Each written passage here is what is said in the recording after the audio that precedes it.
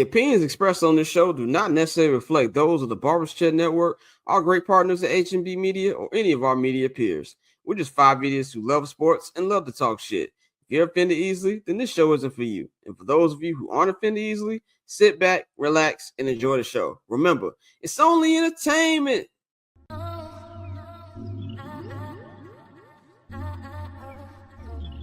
So cool. Triple double hat trick, I know the code too. Ice trade, go for trade, yeah we cold too. Getting paper on display, haters old news. Money on the other line, so I'm not gonna hold you. Money on the other line, so I'm not gonna hold you. Money on the other line, so I'm not gonna hold you. Money on the other line, so I'm not gonna hold you. Money on the other line, so I'm not gonna hold. My agent just said we made 100 flat. Make it back and make it stack just like I'm Steven Jack. Put my rings up in the camera like I needed that. Up in the air and at the rim is where I meet them at.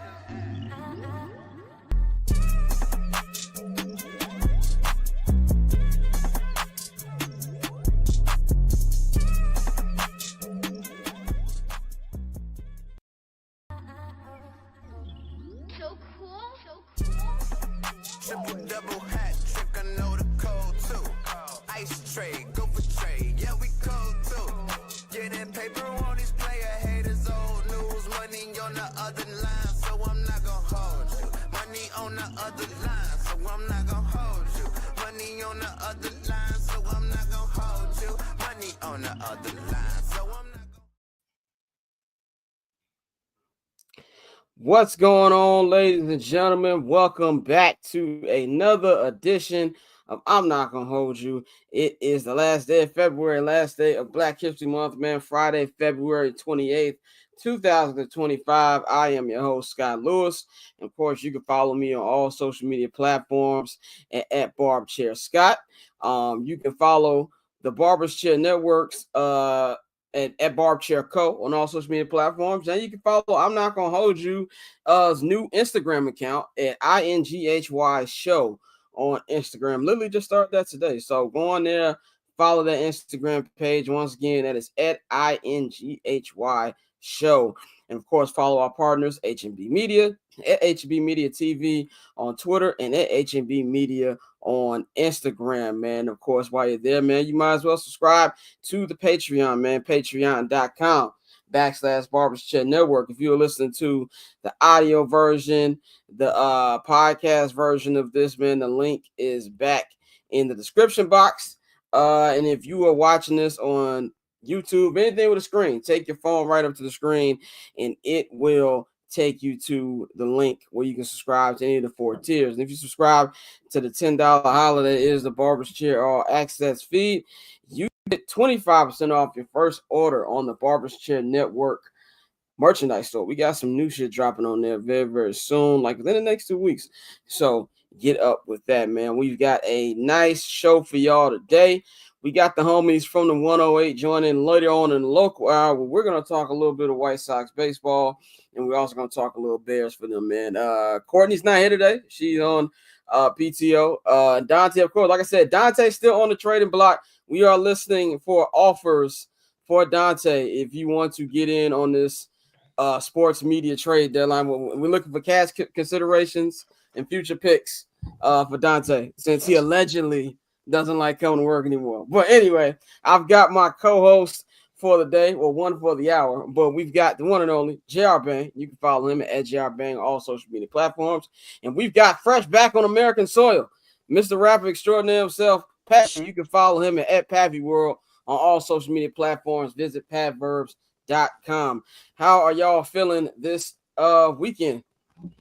Hey, man, we ended off Black History Month with Bang being irritated, but we get to talk some sports, so I'm happy about that. I'm watching the combine right now.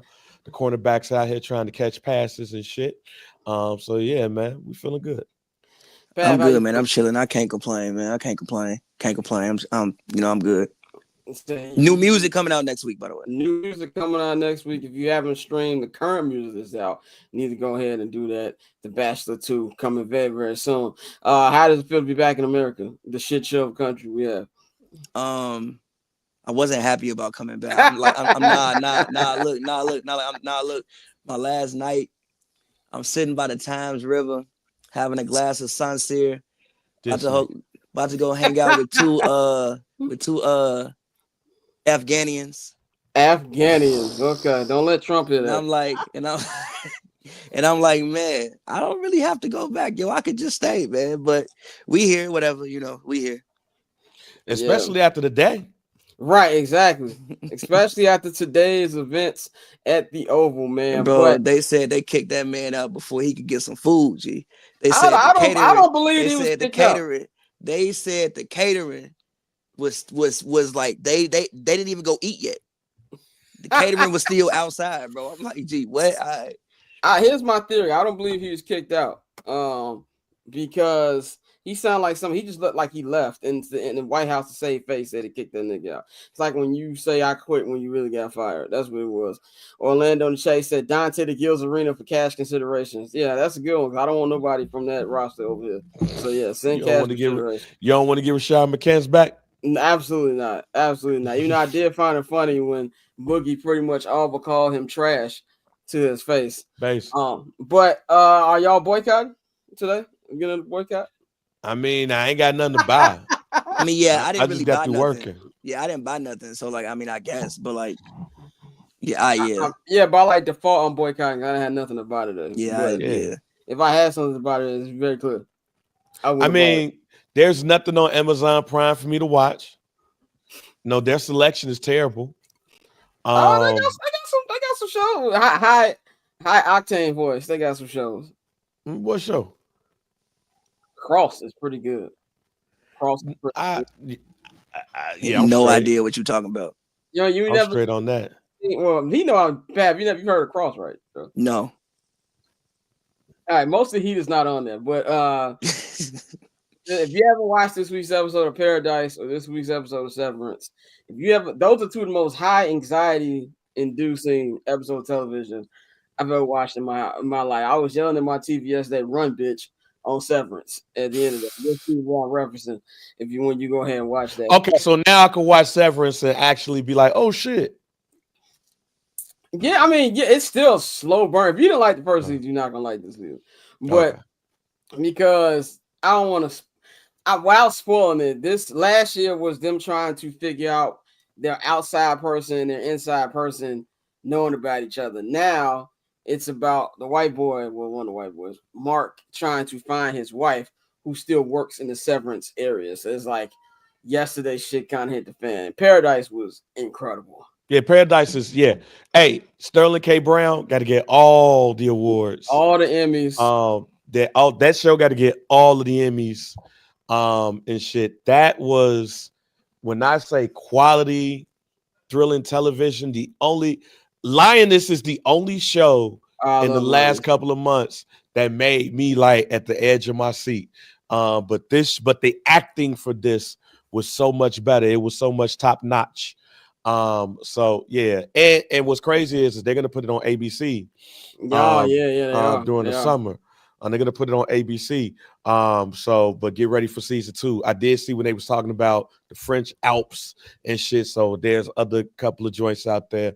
But no, man, I love that shit. But Cross, I truly believe, and Scott, I'm not gonna put you up in this, but I truly believe a lot of black people like Cross. Because it was like, all right, man, black man got a role, so we got to support it. You know what I'm saying? That's probably why I thought it was supported. Yeah, y'all supported. Okay, so I put you in there. Y'all supported Cross like y'all supported the new soul food restaurant that eventually closed down. No. I thought I'm not. No, I wasn't that. No. I watched Cross because I liked how the trailer looked. I was like, okay, this looks like it's fake decent. Like. I'm gonna keep it G with y'all. I'll never know anything y'all talking about. Yeah, because you don't watch TV. Dad has a nice television in his house that I don't watch and does not use it. I watch Lakers games and that's it. You watch. That's it. Like he does not. Lakers you don't watch TV. This is for look, heads. Lakers versus Orlando on an off night is way better than Cross to me. Respect. At least you can watch Palo hoop. You can watch Paulo. I said on the off night. So like Paulo is not playing. Like It's just Franz. you mean when niggas It's was just hurt? Franz, yeah, it's just Franz. It's Cole just Anthony, Franz and Black, it's just Franz and Cole Anthony and 10 That's niggas crazy. named Ted. Look, I thought it was these. Now, granted, I watched it during my little 2-week holiday hiatus when I had nothing else to do. I tell you what should have been good, but was boring as hell. 0 Day. On Robert De Niro and Angela Yeah, Bassett. 0 Day was The first episode was good. The second episode I tried to watch twice and I fell asleep halfway 2 times. That was God telling me. Yeah, the second to last episode. The second to last episode, I was like, all right, but yeah, I feel you. It does go. Yeah, I need, especially for a limited series. Like Netflix got this thing of hiring great actors for the limited series and it'd be trash. Like the Coleman Domingo series was terrible. And Yeah, that's another show same. you like. It was another show you watched because it was a nigga. I think he's a really good actor. But Netflix, like they did, and it's the same. It was literally the same storyline as that terrible Kevin Hart and Wesley Snipes limited. That movie was hilarious. It was terrible. I hated it. That was a comedy without being a comedy, but it was a comedy to me. Yeah, it was just bad. So I'll say I rewatched Ozark. I didn't like the end of the first time I saw it. The second time I saw it, I was like, okay, I understand it. It makes more sense. But we need a Here Nigga Damn like movie. And there's TV. A lot of TVs that's Here Nigga like Damn. Here Nigga Damn TV. And I hate to say it, it's a lot of black TV. I don't want to say that, but it's a lot of black TV that's a Here Nigga Damn. Here Nigga Damn TV. Like if I gotta hear one more time that Living Single, the friends were stolen from Living Single, like that's it's not the first time white people have stole something from us. Number 2, I find Friends funny. Sue me. I like the theme song, A Living Single, but okay, like it's unrealistic that they had like you think it's 6 people living in that big Manhattan. And what was Queen Latifah's her job? She was the owner and the editor-in-chief of Flavor magazine. Yeah, and there was 6 people in the apartment. How many of them had jobs? To be fair, this was New York in like 1988. It was the 90s. It wasn't 80s. It was 90s. Rent was probably it was better than what it total. is now. I'm just saying, if you're gonna call out the inconsistencies in Friends, call it out in that show. That's all I'm saying. So, man, you still muted again, unless you talking to somebody else. Oh, I hit that button. I hit the button. But Reggie, hit the alarm though. Still, you gotta hit the alarm. Oh yeah, I gotta find. Nikhil's not here, so I'm moving slow today. So we will be playing that. But Regine, I think, was a secretary. There we go. Oh, that's fun. What's up? Her cousin, that ended up with Overton. She worked as a secretary at Flavor. And Maxine didn't live there actually. Maxine didn't. Really, the only 3 that lived in that apartment was Regine, Khadijah, and Kim Cole's character.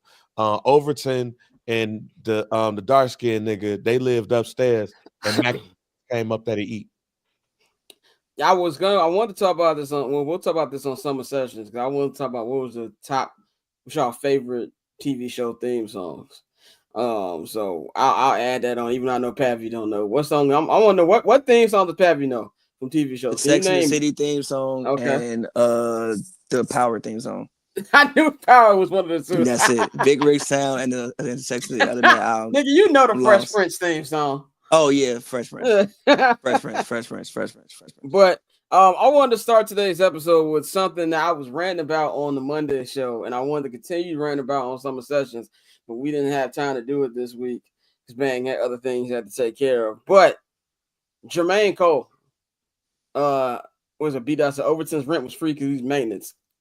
Even more questions I have right there. But yeah, Jermaine Cole, man, did y'all hear the Clouds joint he put out? He can rap.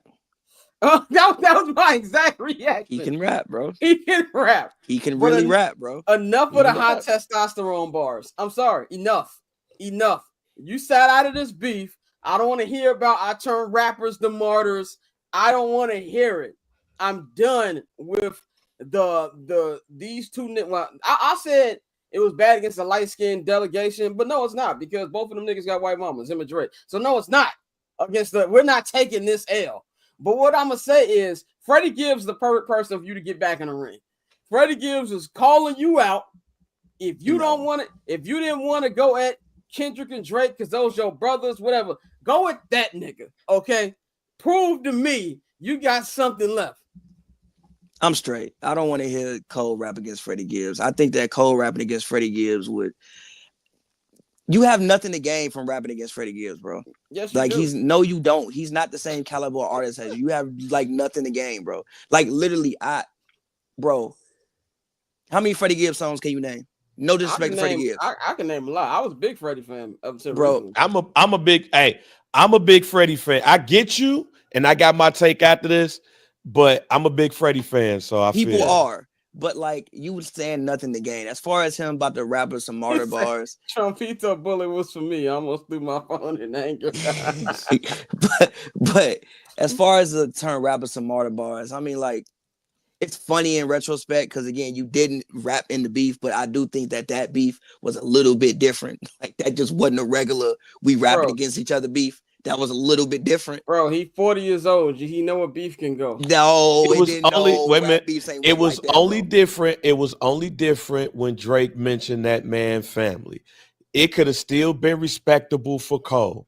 I'm sorry. I don't want to hear that. It went left. It only went left after Drake did that.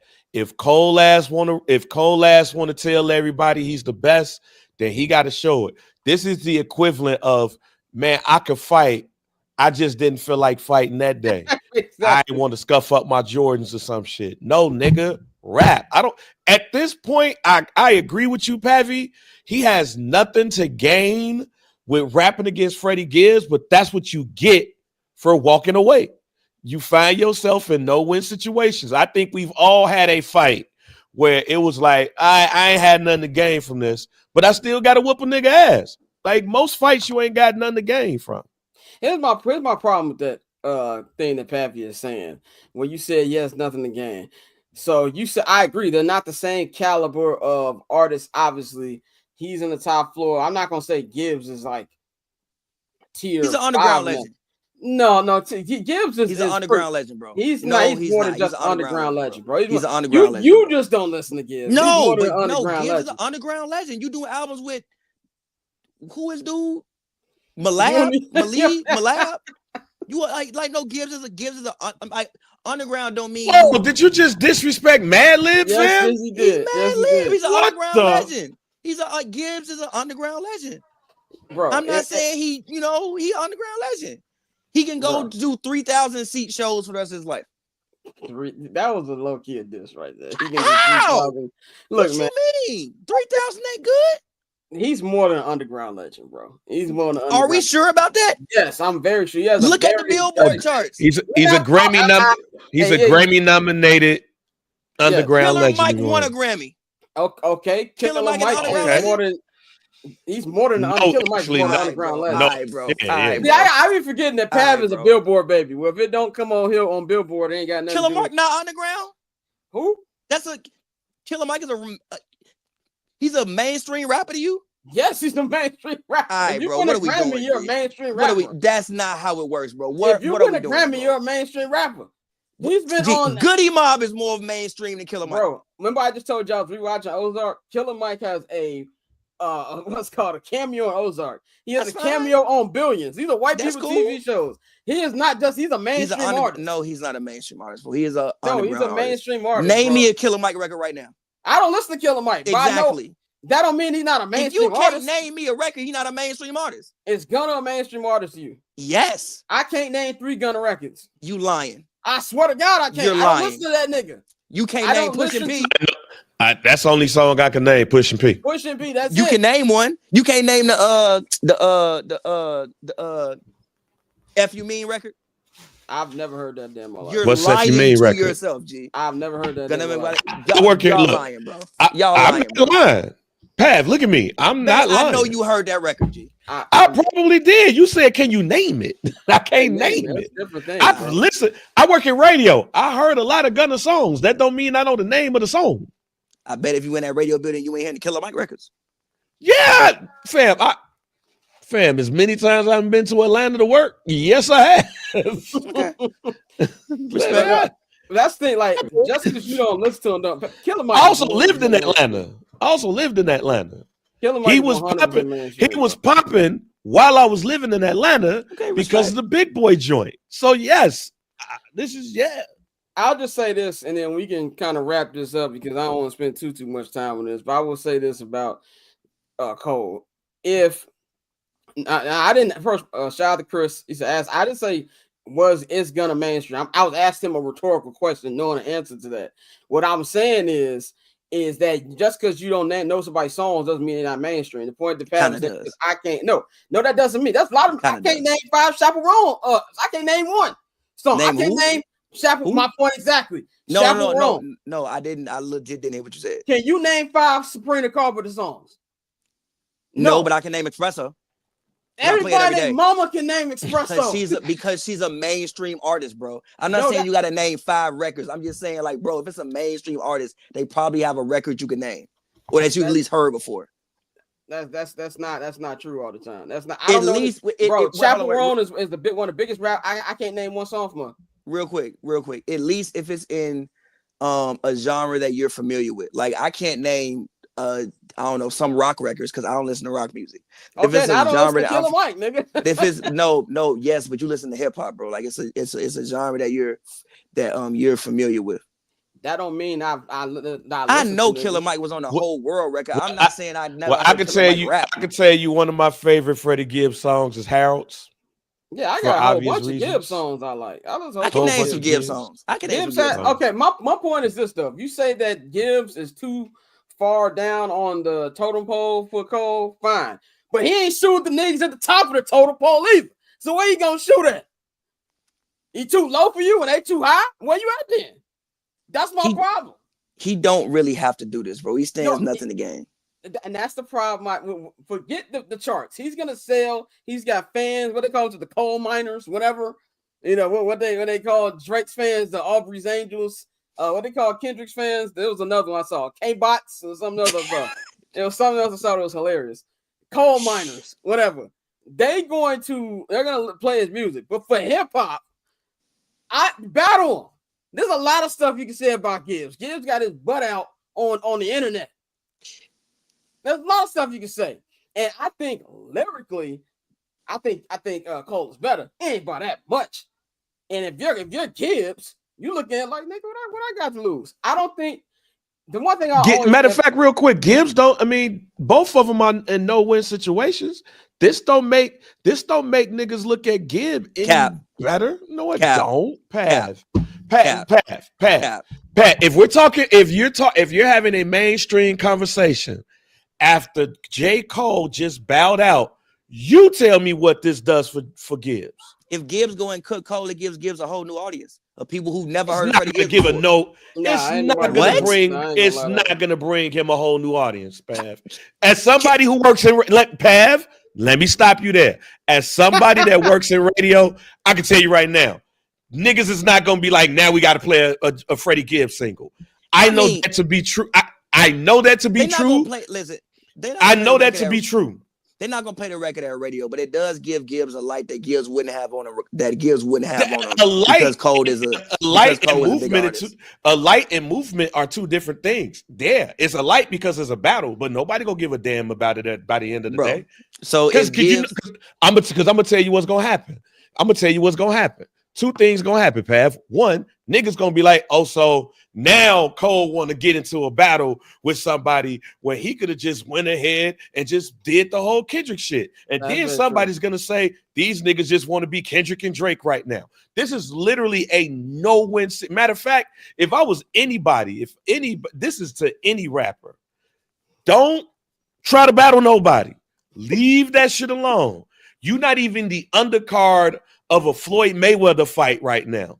Niggas is just basically like, you gonna be copying people. I truly believe that there's not no battle, there's not no rap competition that anybody can have right now, especially when Not Like Us is still on the charts. Nobody is really gonna give a damn. Yeah, it's not Roman Reigns versus Seth Rollins. But it's a good little mid-tier joint. You know what I'm saying? It's just We don't the care, match. bro. The We match, don't care. bro. That match is gonna be the third match on WrestleMania, G. But it's on we don't care. WrestleMania though. It's on we don't WrestleMania care. though. We don't care, bro. Yeah, we don't care. That match is Chris Jericho versus Fandango, my nigga. Cole, just go make your album. Just Put make your his album. out That's and it. retire, bro. I don't want to hear if no that's what high you want to do. testosterone bars on this album, Jermaine. I don't want to hear it. Whatever, and we're not going to get into Drake's win-loss record because I don't want to be yelling at Pavy for the next 45 minutes. It's 2-1, but whatever. It's 2-2. And he has a 500 record. It's 2-2. You know, 2-2. He beat Common. He beat Meek. And The Common thing don't even really count. It counts. Common put out a whole song. Yeah, but Drake never made a whole record about And he didn't need to. Skate Scheming verse, which I played on loop, the whole ride from Atlanta. It don't matter. That's a dub. That's a dub. It's 2-2. It's 2-2. And he got a shit pushed in by pushing. We all know he didn't. With Kendrick. Yes, he didn't. Yes, he did. He had to. No, he didn't. W Drake Freestyle said was the best himself. record.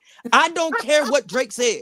If Drake could walk to me and tell me what, and I'm gonna say, shut up. Ladies and gentlemen, this is Summer Sessions right now. I don't care what Drake said. I don't care what Drake said to LeBron. I don't care what Drake said. I don't care what Drake thinks. He didn't lose. For anybody who hasn't subscribed to the Patreon, you need to subscribe to the Patreon because this is the kind of content you get on Summer Sessions. So we don't want to spend too much time on this because we do got a lot to talk about. But I will just say, for this, I'll give Drake this one credit. Drake might lose, he might win, but that nigga ain't never ducked a fade. I'll give Drake that. He'll always come outside. That's one thing I will always give Drake is that he come outside. He said, Pab Manson, blackface. Pab, I don't care. I don't care. That's not rap. It's not bars. You told me that I'm not a bad. You told me I'm a bad parent. I don't care about his parenting skills. Duppy was hard. Get in the booth and rap. No, Duppy beat was hard. That song was not hard. You're lying. Now it was a menacing beat when he said nothing. Now we're lying. Okay, he said nothing. Now we're lying. Now we're lying. But whatever, it's fine. Let's move on to basketball, man, because that's what you guys here to talk about, man. I want to start off with the current face of the NBA. That is LeBron Raymond James. We've been talking about not just on this show, but on every show in sports media about who's going to be the next face of the NBA. And there's been a lot of different comments on it. Channing Frye had a big rant on the Road Tripping podcast. We talked about that on Monday. And they asked LeBron, it was either before or after yesterday's Timberwolves games, what he felt about Anthony Edwards saying he didn't want to be the face of the league. And I've got the quote. I will have video here, but like I said, Nikhil's not here, so we're doing a hood production days. I'm gonna read the quote. Bron said, and already said he don't want it. He ain't trying to deal with that shit. I mean, Channing Frye said the other day too. Like, I mean, it's unfortunate, but like, why do you want to be the face league when to put all the people on, the cover of our game and talk about our game on a day-to-day basis, shit on everybody. To have that responsibility is just weird energy. Channing said it perfectly. Could nobody say it better? No. But no, Ant said he don't want it. He ain't asked for it. But I knew there was responsibility for me, not only for my family, my friends, my community, and whoever was going to do blah, blah, blah, blah. What else you got to say? Strive for greatness, all the other stuff LeBron be saying. LeBron James got a lot of nerve. The reason I say that is because I've never seen a league like the NBA complain about how the media talks about the league and wants to blame them for wherever you think the league is right now. Money-wise, they're at a whole nother level with this new CBA, the new TV money kicking in. We're going to be talking about the second apron later on in this hour, why that's going to be moving into effect. They're making money at an all-time level. You can say whatever you want to say about that.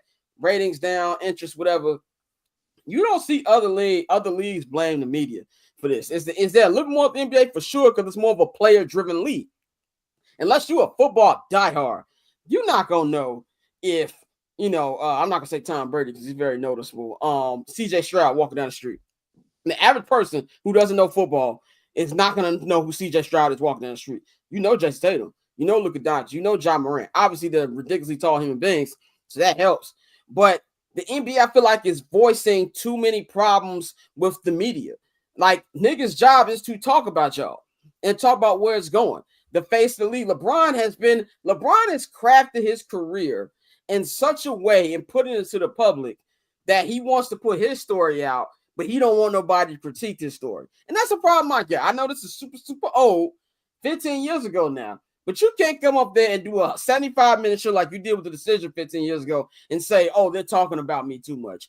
Like, what are we talking about, man? And to me, it's just we're doing too many things of outside of actually talking about what the issue is with the NBA instead of blaming other stuff. Media gonna always talk. It might seem like it's a little more because of social media and things like that. I remember when Michael Jordan and his father died. They're like, oh, well, did Mike have something to do with his father getting clipped? You know, what's he doing this? It's always been a thing with sports and with athletes. I think we got to stop blaming the media for whatever is the main problem with this league. Pat, what do you think about Bron's comments and just this whole face of league conversation that's been going on? I mean, I gotta disagree with you a little bit because I do think the way we talk about NBA is a little bit different than how we talk about other leagues. I think that we have a thing in the NBA in which we just complain a lot and we don't appreciate what's in front of us. I think we consistently complain. Now, some of the complaints may be fair, whatever. But I think that we compare things to the past a little bit too much. Like we always comparing stuff to Michael Jordan or whoever. And it's like, that was 40 years ago. Like we can move on and let these people be great as well. As far as the face of the league talk, it's annoying to me and I think it's stupid. I don't think you'll see a face of the league, quote unquote, face of the league, how you saw in like previous years, just because like people are too accessible now. Like even it goes to a conversation we can talk about with music, or we can talk about with actors, we can talk about with like whatever. It's harder to create just mega stars because there's just people have way more access to people on like a daily basis. Like it's hard to like nobody shade Gilgeous-Alexander will never have like the myth behind him that like Michael Jordan had. Why? Because we can just go to his Instagram. We can see what they're doing. So I think the face of the league talk is kind of like overblown and kind of stupid. But they'll be fine. Like we'll have new stars. We'll have people that people love. I think that it'll be hard to find those guys until the older guys like move away, like KD, LeBron, Steph. Like every time you cut on ESPN, there's a LeBron topic. They figure out a way to talk about LeBron every single day. So until like these guys are gone, and you are forced to create new stories, I think it'll be hard. But yeah, I just think the face of the league talk is stupid. And again, I do think that strictly with NBA media, it's the only, like even the All-Star game, granted, which I thought was a terrible television product. You had Kevin Hart complaining about the basketball during the game. That would never happen at a football event or a baseball event. So I do think the way the media talks about the league is just different. But like I said, yeah, I think the face of the league talk is just stupid to me. Bang, what you think about what LeBron said? All right, so it's a couple of things here. One, until somebody tells me what's interesting about these other niggas, ain't gonna be no face of the NBA when those people leave. They might be interesting to core fans, but the face of the league is made by casual fans, not by core fans, not by people who look at basketball every day. People who look at basketball people that don't look at basketball every day still look at Michael Jordan as Michael Jordan because that's never going to leave. But let's also stop the cap here. When Michael Jordan was still playing, people were still talking about Oscar Robertson. They were still talking about Kareem Abdul-Jabbar. They were still talking about Magic and Larry. They were still talking about David Thompson. They were still talking about all of those other people too. They were still talking about George Mikan. They were still talking about a whole bunch of people. So the nostalgia thing has always been in the NBA. The problem with the NBA is that players don't want to be the face of the league no more. That's what it is. Like the face of the league has to come with a story. When Mike came in, let's be real. If we want to do this whole face of the league thing, Larry Bird, Magic Johnson came into the NBA as the face of the NBA. When Mike came into the NBA, go watch the NBA draft where he was drafted. Oh, he can't hit a jump shot. He can't do this. Hopefully he learned that. Hopefully. Mike took it. Mike became that. He took it. When Wilt came into the NBA, when Kareem Abdul-Jabbar came into the NBA, they came into the NBA already as the face of the NBA. Bill Russell, the face. Let's be real. Michael Jordan is the first face of the NBA that came in and took it. And he earned it. And this is also around the lure of why we love Michael Jordan. With that being said, ain't nobody else trying to take that shit. I told y'all on Summer Sessions, told y'all on Some Dude. The 2012 All-Star Game is the reason why we're going through this right now. And if you listen to everything that LeBron said, you go back and look what happened to him at the 2012 All-Star Game. Folks cooked him for not taking the last shot. Why are we doing this at an All-Star? Why are y'all trying to cook me for not taking the last shot at an All-Star Game? That was the beginning of the end because LeBron James was sitting there looking around like we doing too much for stuff like this. So now all of these children that you see right here is birthed through LeBron James. Nobody want, and KD, nobody want to do that. They just want to hoop and get their money, get some endorsements, but that face of the NBA shit, no, they don't care about that. And also with that, you have to have interesting stories. LeBron James, KD, even Joel Embiid to a point. A lot of people came in with stories.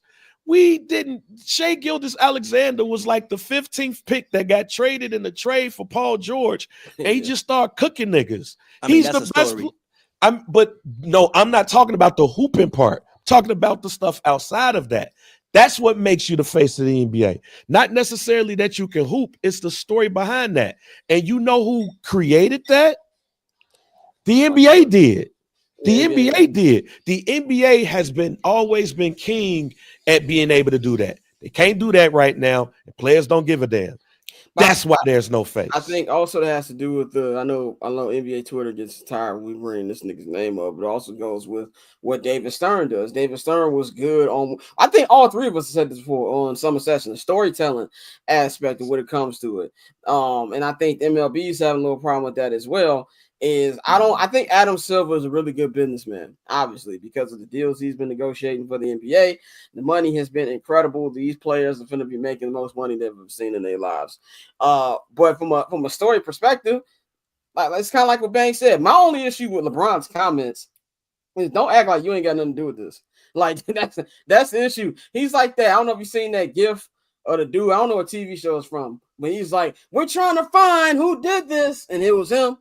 You're part of the problem. Like when you talk about that All-Star game, I remember they just showed it on NBA TV not too long ago. He was drunk at the All-Star game tomorrow. I'm gonna be in the dunk contest tomorrow. He was cooked and saying like, that. you know what I'm saying? Did not do the dunk contest.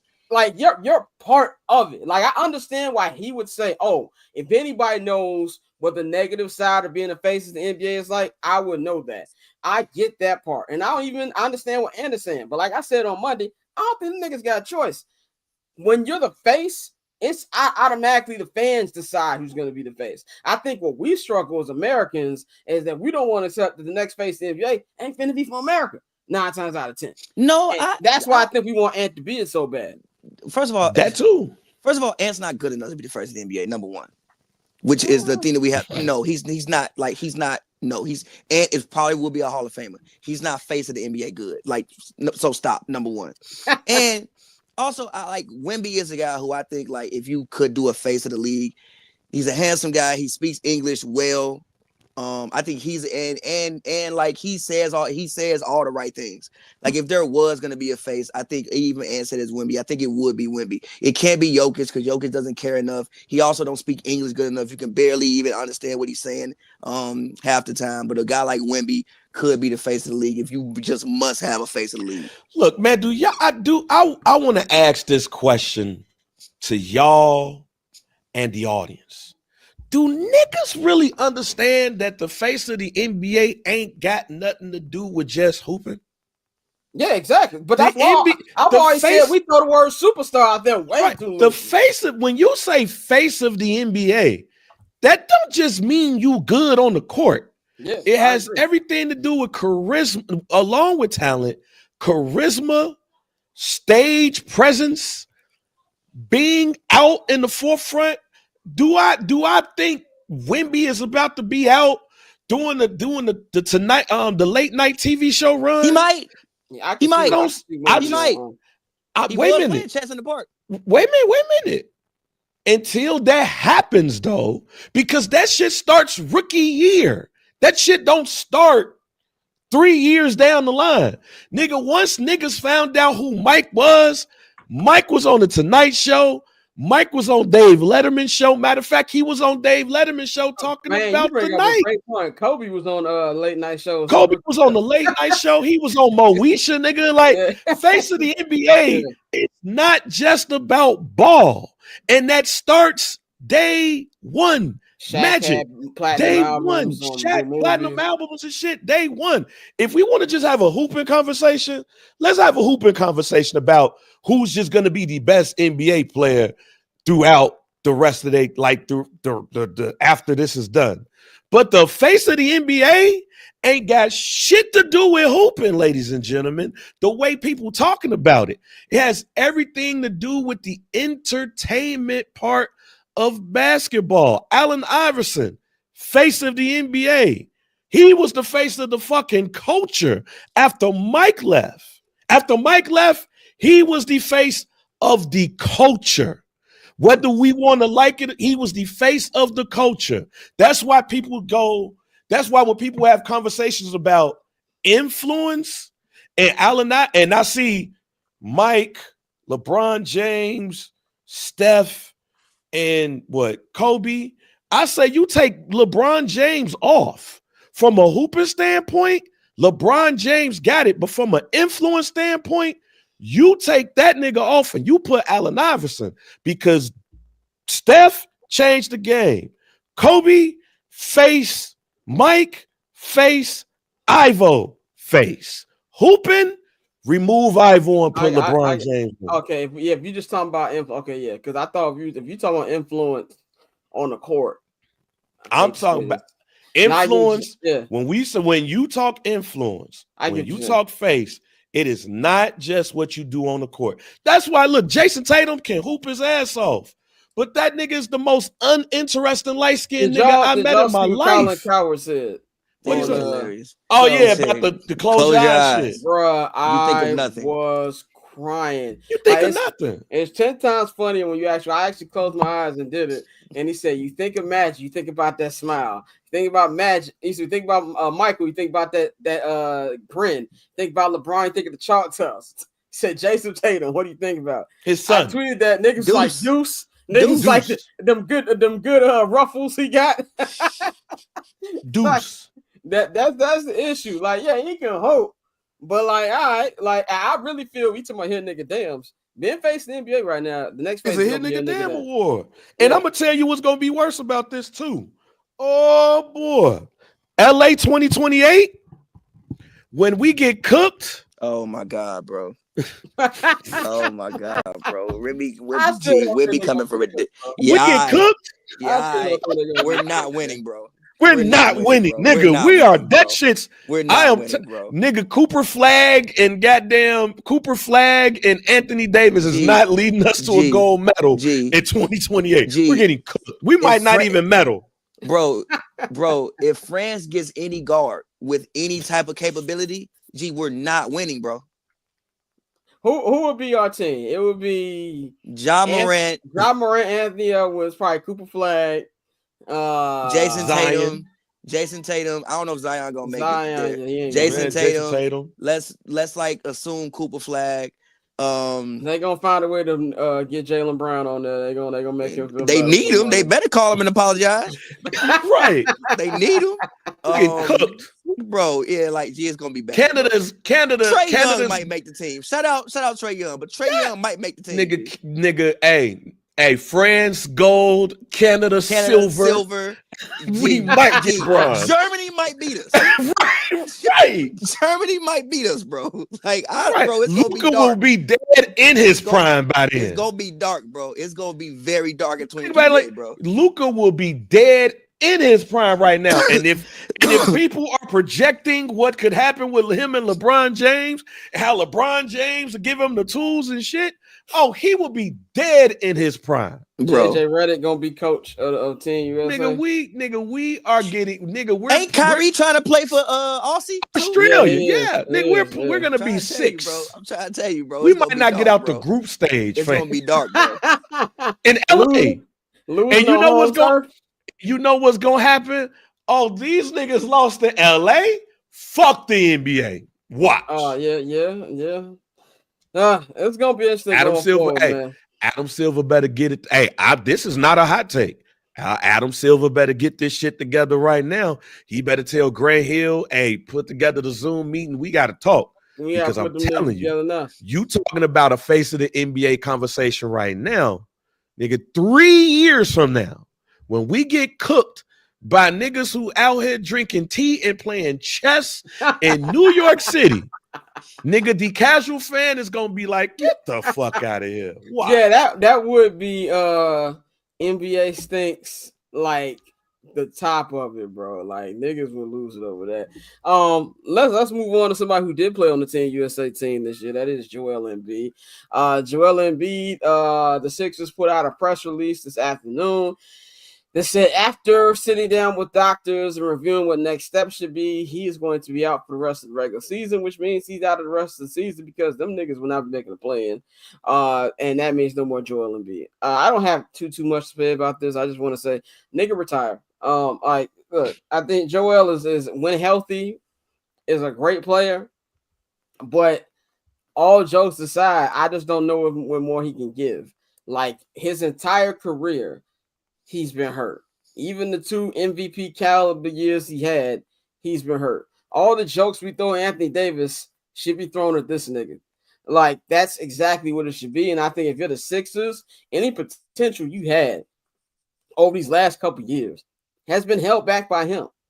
And for his own health, he's got kids and things like that. Does he want to be out here?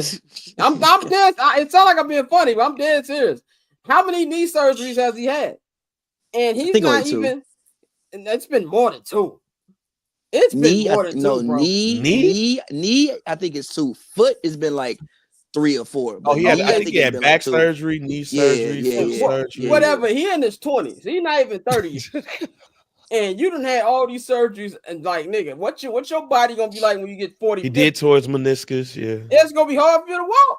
You know what I'm saying? Like, all jokes aside, you just need to sit down, dog. Like, and Paul George saying, hey man, we need to I'm gonna stop doing podcast P so I can focus on winning championship, my nigga. You might as well and got cooked 2 hours later. Yeah. Hey, shout out to Teddy Hart, $20 on a super chat. Hey, go ahead, man. Anyway, we need to give a shout out to everybody watching the show. But anyway, what I was saying was we need to he just needs to go on. Like, and Paul George, you might take that blue, play the Snoop Snowball microphone you got, hook that joint back up. Open StreamYard back up. You ain't going to the playoffs, brother. Pat, what y'all think about this? Pat, go ahead. I mean, it's just unfortunate for him, but they probably should have done that for Embiid 3-4 months ago, honestly, man. Like, he hasn't looked right the whole season. And then you just gave him a big deal in the offseason. I think you paid him $250, 3 years, $250. So at this point, you got to play the long game with Embiid. I mean, he there. You really can't even trade him. He would be a hard asset to even trade right now. And I mean, and what people got to understand also is their pick, the Thunder have it unless it's in the top 6.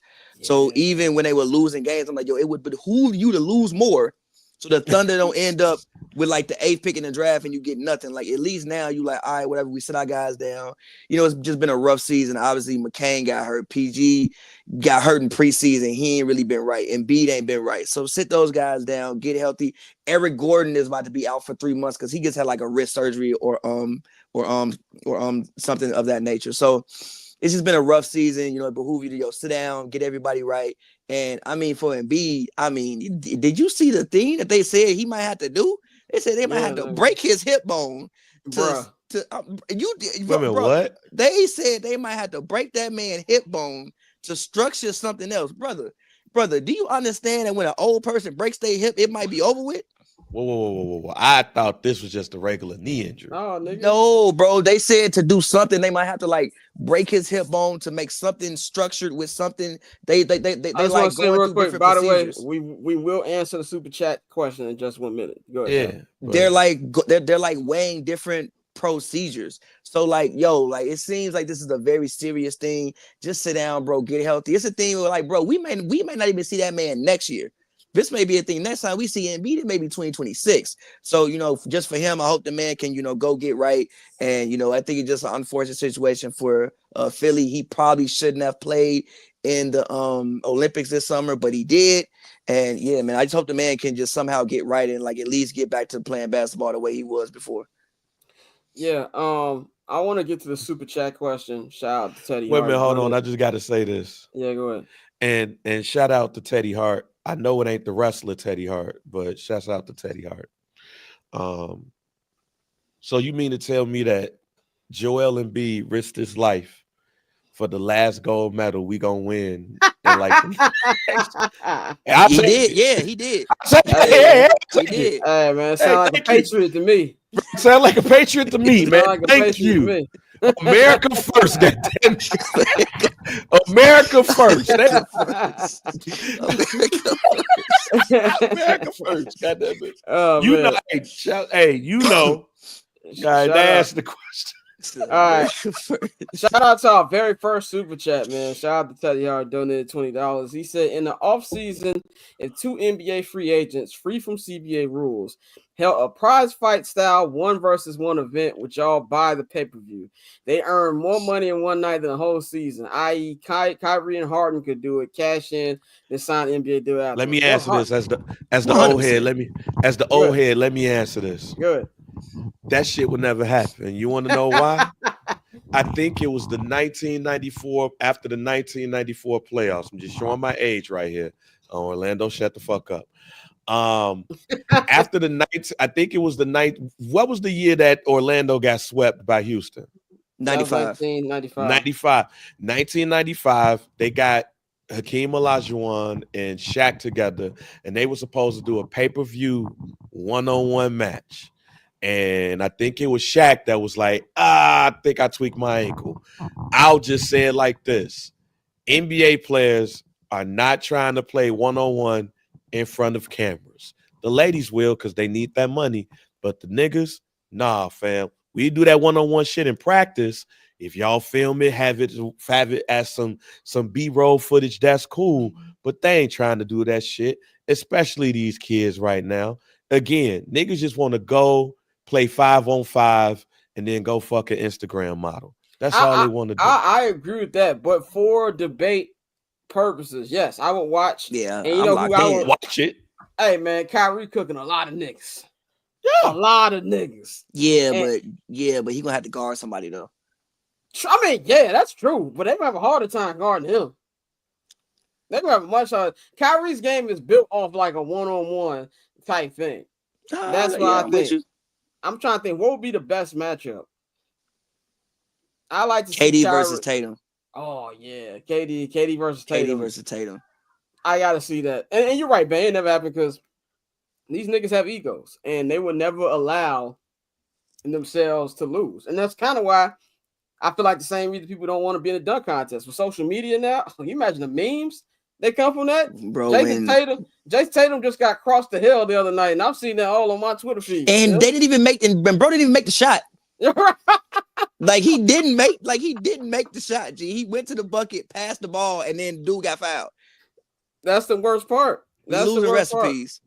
Yeah, that's a good one. DeMar is a sleeper on one-on-one. Yeah, DeMar is definitely a sleeper on that one, man. Shout out to Teddy, man. We definitely appreciate the super chat. If y'all want to send in y'all super chats, keep doing that. We appreciate y'all, man. Let's go to the Detroit Pistons, man. When the last time Detroit Piston basketball was something that people wanted to talk about? I think it was just a year ago, Pav. We were talking about this whole thing is going wrong, but you said that a lot of people were to blame for why that thing was happening. But now we look at it right now. These dudes blew out the Boston Celtics a couple nights ago. They are the 6th seed right now, won 8 in a row. They're 8-2 in their last 10, but they are half game behind Milwaukee for that 5th seed, and they are only a game behind Indiana for the 4th seed, home court. People will have to come downtown Detroit for a game, but they're able to get that top 4 seed. Pat, what you see from the Pistons this year, and do you think this is somebody that could upset somebody in the first round? You know, the Knicks ain't been playing well. Did they want to see a team like this first round? I mean, I think it really depends on matchup. Like, I think that they get Indiana. I think that's a good series for them.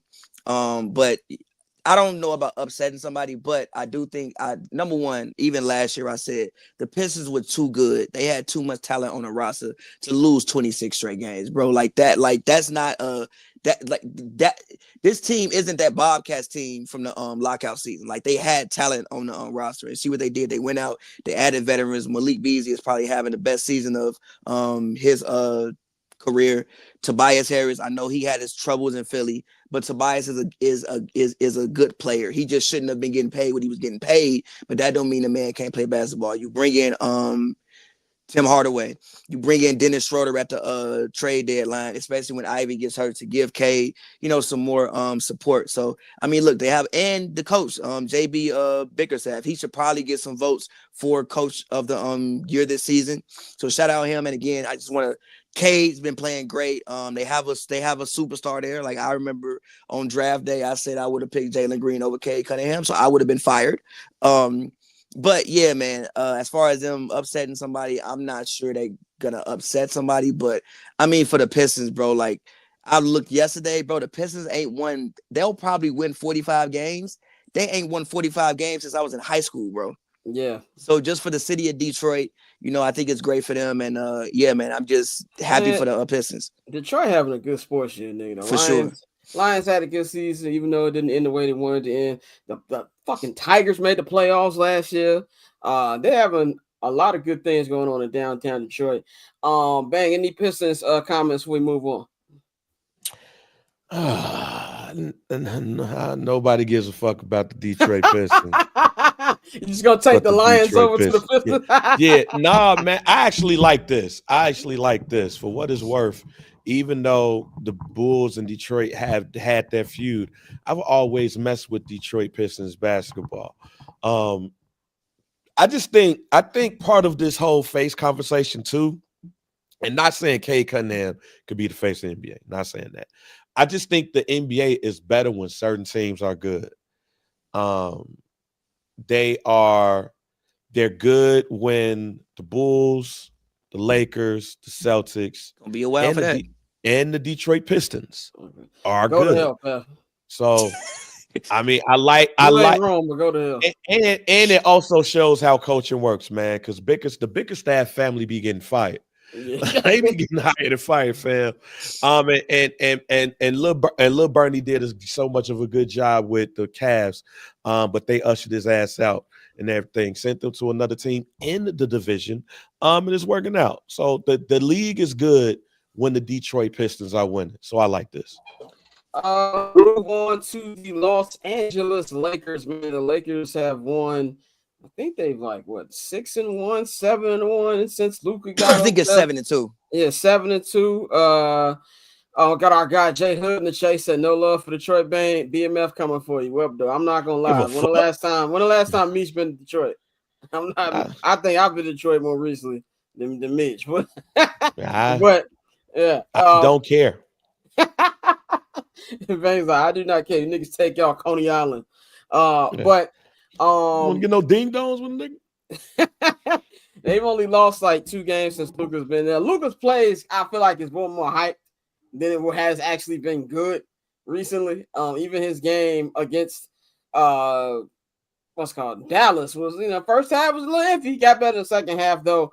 But I really just had this question for Pavy. Me and Bane both told our opinion on the Luka situation, and I've got them I'm explaining their position in my tiers just in a minute. But what do you think about Luka, the potential of this Lakers squad, and what they can do this year? I mean, I think it depends upon matchup, right? Like right now, I think if the playoffs start today, they will be playing the Houston Rockets. I think the Houston Rockets are stupid. Because they're young, they have so much time. I think Amen is probably gonna be a superstar. I love Şengün. I rock with Jalen Green. I just don't think they have the mental intelligence right now to be able to win a playoff series. So I think it just depends upon matchup. They're not gonna be able to guard nobody for real. But at the same time, if you can't guard them, they ain't gotta guard you for real. So I mean, we'll see. I mean, I do think that Bron and Luka have been gaining chemistry. Even that pass he threw the other night. To that cross court pass to Bron when Bron was on the wing and then he cut in the pass, found him. I like to see those things. I do think that they're gaining chemistry, and Luka seems like he seems like he's getting more into shape, right? So, I mean, who knows? Like, they could be a conference finals team. Who knows? I mean, you got Bron and Luka on the same court, so we'll see. I probably wouldn't put money on them to make the conference finals, but like I said, I think they can at least be a second round team this season. Yeah, I mean, I'm gonna get into our tiers in just a minute, and I'll explain more about that, man. I want to talk about Kevin Durant. Kevin Durant. Hey, Redmond, real quick. Let me respond to Go ahead, Gary man. real quick. Just real quick. Gary, I don't hate on Detroit. I hate on the Lions. I just said I like the Pistons. I've always liked the Pistons. Not better than the Bulls, but I've always liked the Pistons and Bulls rivalry. I like the Red Wings. I don't like the Detroit Lions. But a couple of years ago, we beat the Detroit Lions, even when we was Huff. So just wanted to put that out there. That I like Detroit sports. Kevin Durant, man, KD, been a lot of talk over KD's last couple weeks. Him not wanting to go back to the Bay Area when the trade deadline came. There's a lot of what's the word I'm looking for? A lot of comments of why you want to do that. I personally thought maybe it was just something with the front office and he didn't want to be with Draymond again and things like that, because we hear that they had a deal agreed upon, a principle between the Warriors and the Suns. But KD himself was on Draymond Green's podcast this week and said that, it wasn't nothing against the Warriors. He said, I love my time there. They give me a lot of love in the Bay. But he said, I just didn't want to move mid-season again. He said he also, when he starts something, he wants to finish it. But he did say if the door's open for him to return to Golden State in the offseason and it makes sense, that's something that he will be up for. And it kind of made me think about long-term, when we think about legacy of Kevin Durant. I was watching Court of Gold on Netflix like a week ago. And we already know what LeBron's legacy is. We already know what Steph Curry's legacy is. I think KD has the most underappreciated career, and I don't really know how. I think he's going to be viewed pretty well, but I think it's going to take a couple years before people give him the same respect that he's deserved. And I do think that since he's left the Warriors, it may not, everybody blames him for going to the Warriors, but he has really had no playoff success. Granted, he was hurt for about 2 years. We got to shoot us some bell on that.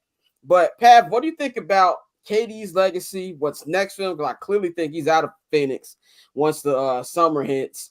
And do you think there could be a possible fit with him coming back to Golden State, joining Steph, Draymond, and Jimmy Butler? I mean, I don't know how he gets back to Golden State. I don't really know. Like, especially with the second apron now, I don't really know how he gets back to Golden State. But I think KD is at a I don't want to say at a crossroads, but like a weird point in his career, right? Because you'd have been traded a lot, bro. Like, you turn into a journeyman at this point, honestly. So I think that he has to really be careful about his next move. He's definitely going to be out of Phoenix. I think it just makes sense for both parties to part ways. I mean, like, they traded 4 first-round picks to get you. It's not going to work there. Like, they can't really like add anything else. So it's probably not going to work there. So I think for Phoenix, you might want to look into trading. I probably wouldn't look into trading Devin Booker, but I definitely would pick up if you call me about Devin, I would definitely at least listen to your offers about Devin. Was that Budenholzer thing true? What? That came out? What Apparently he had a one-on meeting with Devin Booker and told his ass to chill out. Oh, yeah. I heard about that. He told him to stop being so vocal. Yeah, stop being so vocal and shit. And Devin was like, what the fuck? Yeah, I heard that. I don't know. But as far as KD's legacy, I mean, I think KD might turn into one of those people where it's like, unless you were there and you watched it, you really wouldn't know. And I think a lot of it is just he did so much moving around. And it wasn't like I'm signing here, LeBron type moving around. It was like we traded you type moving around.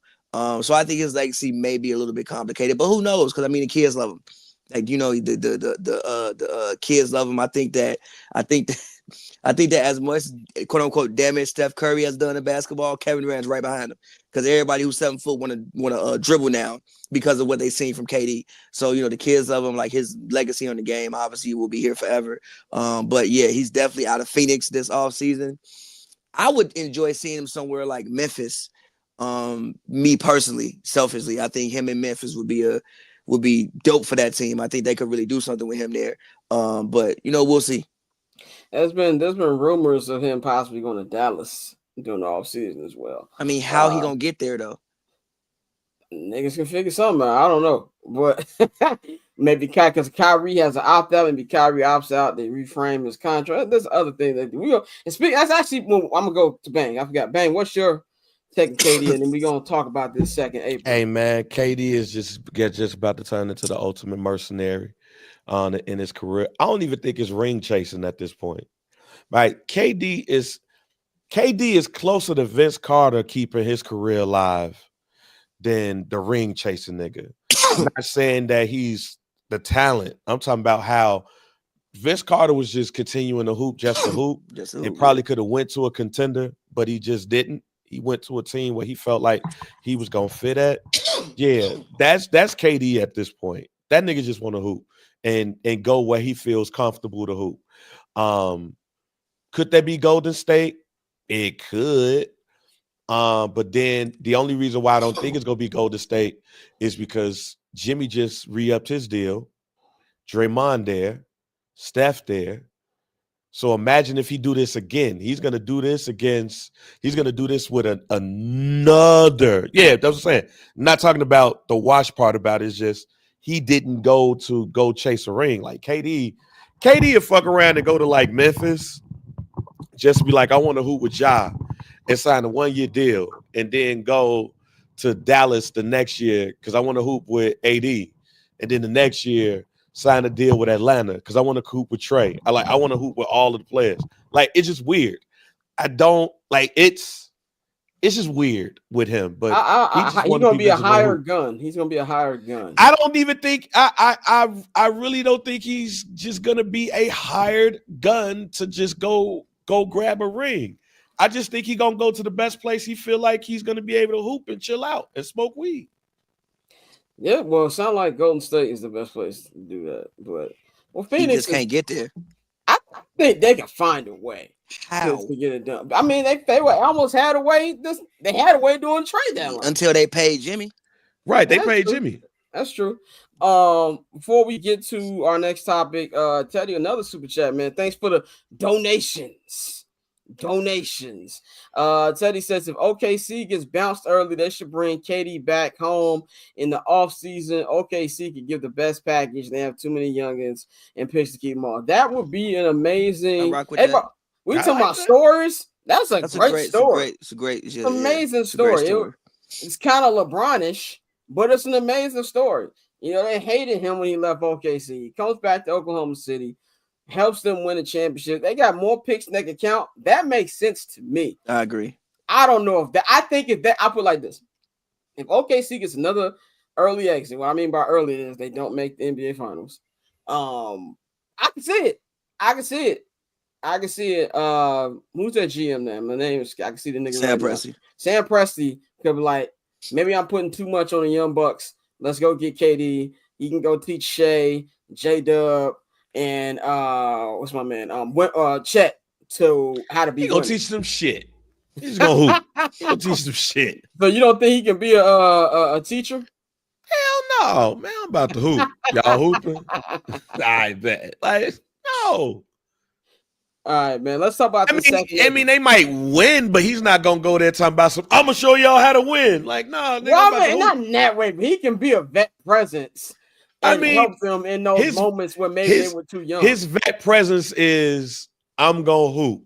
He's not going to be like, Shay, this is what you got to do in order to win. That's what they need.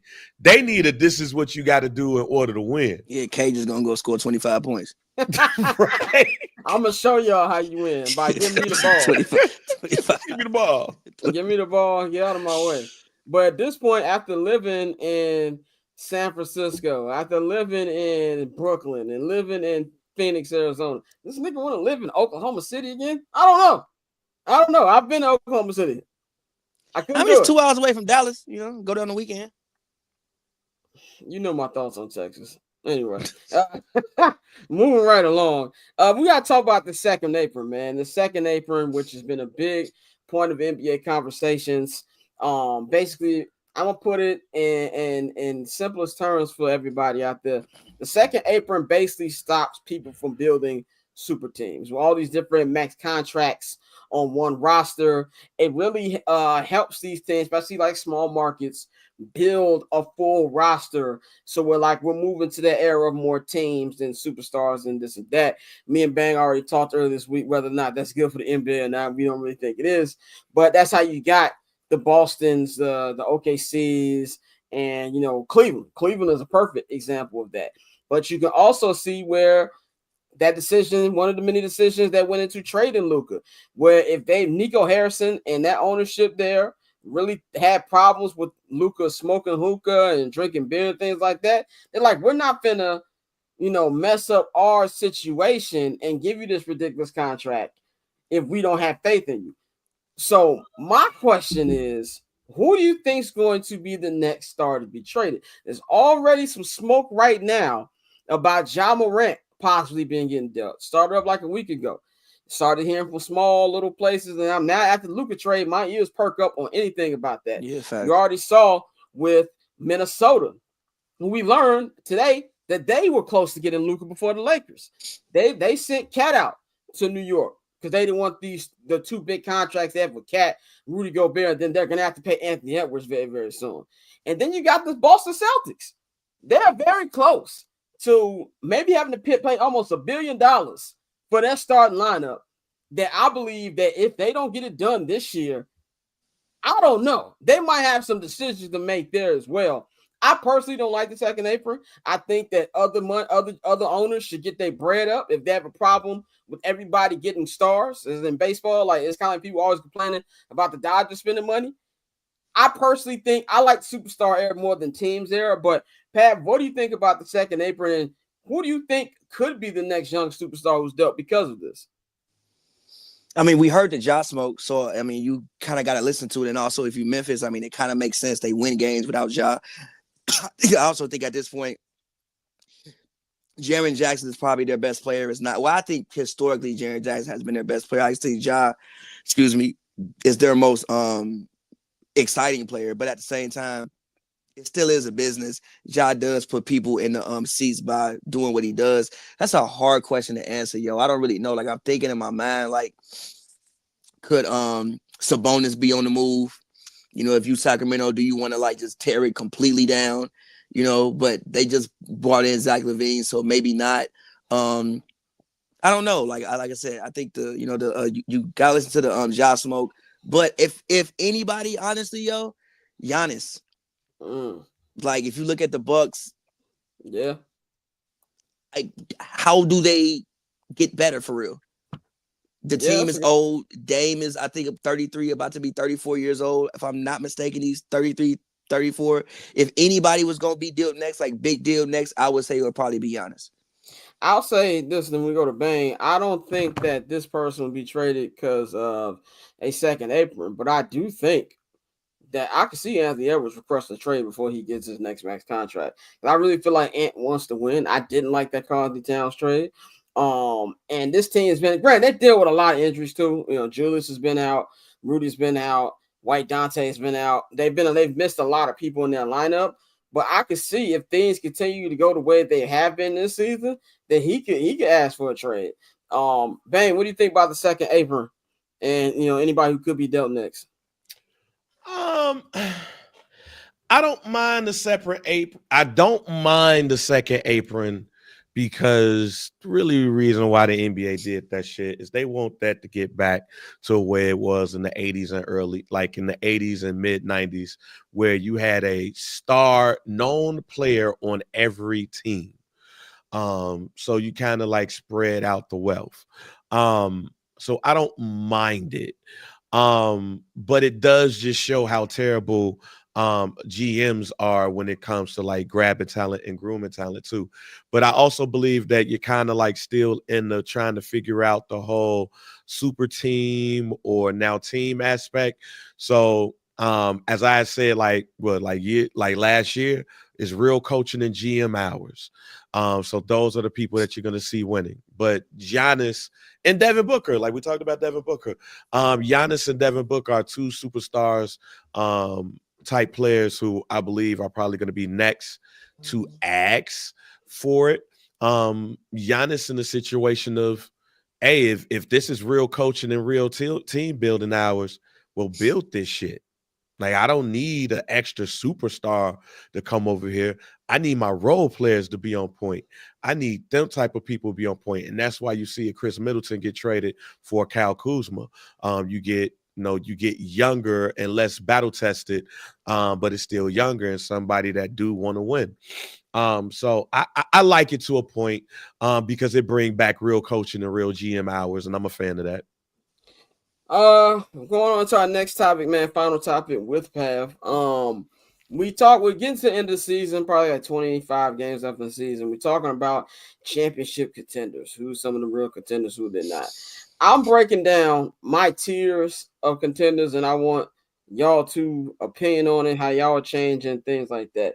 So I got 3 different tiers. I've got the championship tier, like these are the teams that I can legitimately see hoisting the Larry O.B. at the end of the season. My other two tiers are teams I feel can at least make it to the finals. I don't know if they win the championship, but I can see them making it. So I got the championship tier, I got the maybe tier, and I've got the probably not, but they got so-and-so tier. So I'm going to start with my championship tier. I only have 2 teams in my championship tier. That is the defending champion, Boston Celtics, and I've got the number 1 team record-wise in the Western Conference, the Oklahoma City Thunder. In my maybe category, I've got 1 team, the Cleveland Cavaliers. Really like what they've done this season. I questioned them earlier in this year. They have been a real well-oiled machine. Donovan Mitchell does what he does. I really love how Kenny Atkinson has been coaching that team. Darius Garland, Evan Mobley, the whole team. In addition to DeAndre Carter, I think they've been really good. But the reason I have my maybe tier is I still got to see it come postseason time. I got to see Donovan Mitchell be able to take this team to another level. I got to see this team go up against a Boston and be able to look them in the eye and get it done. Even the Knicks team, because the Knicks beat them 2 years ago in the playoffs. Granted, not the same team, but they've got to show me some stuff. But if they get some momentum and they get the right matchups, I can see them having a chance to actually get to the NBA Finals. And then my final tier is the probably not, but they got so-and-so tier. I've got 4 teams there. I got the Milwaukee Bucks in here. Pat, like you just said, the roster's old. Giannis, he might have 1 foot in, 1 foot out. I do not like Doc Rivers as a coach. I do like the Kyle Kuzma addition. Dame is still Dame sometimes, but he's showing more signs of being older, 34 years old right now. But when you have a Dame Lillard and a Giannis Antetokounmpo, I'm going to give you a shot just because you have those 2 guys. Indiana had a great year last year, but let's be real. I believe if Dame and Giannis are healthy, they go to the Eastern Conference Finals. That was a 6-game series with both of them missing games. So I do believe with those 2, they just at least give you a shot. Number 2, the Los Angeles Lakers. I think that next year they'll be more equipped to compete for a championship because they'll probably actually have a real center this time, or at least a center that's decent. They'll have more time under their belt with Luka and LeBron, and we keep talking about aging. Yeah, we do see moments of LeBron looking his age, but he's still playing better at this age than I've ever seen an NBA player play. So you got to still add that in there. JJ Redick is becoming, I think, at least we can say he's a good regular season coach right now. We know things changed in the playoffs, but he's been way better than I expected. And Austin Reeves has been a really good third option for them, averaging like 18, 19 points. You already know he's good in the fourth quarter, playoff moments he had against Memphis a couple seasons ago. That's a good big 3 right there, or big 2.5. So anytime you have Luka Doncic, who just went to the NBA Finals last year, and LeBron James, I think that gives you a chance. And Pat, like you said, it's about seeding. There's only 2 teams in the Western Conference that I would personally not want to see them against, but still might even have a chance. That's Oklahoma City, obviously, and then that's my next team on here, the Denver Nuggets. I know a lot of Laker fans out there got real excited about this win that the Lakers had against them. I think it was last Saturday against the Denver Nuggets. Blowout win was great, but it was the first time they beat the Nuggets in 10 tries. Jokic had 7 shot attempts. I guarantee that's not going to happen in the playoffs. This team is not a good shooting team whatsoever. Defensively, they're at the bottom of the league. But when it goes back to the point of this tier, when you have Nikola Jokic, he's just a game changer. I was watching him last night. I think he's the best player in the NBA by a large margin. I think by a lot between him and whoever you think is the second best player in the league, there's a large gap between them two.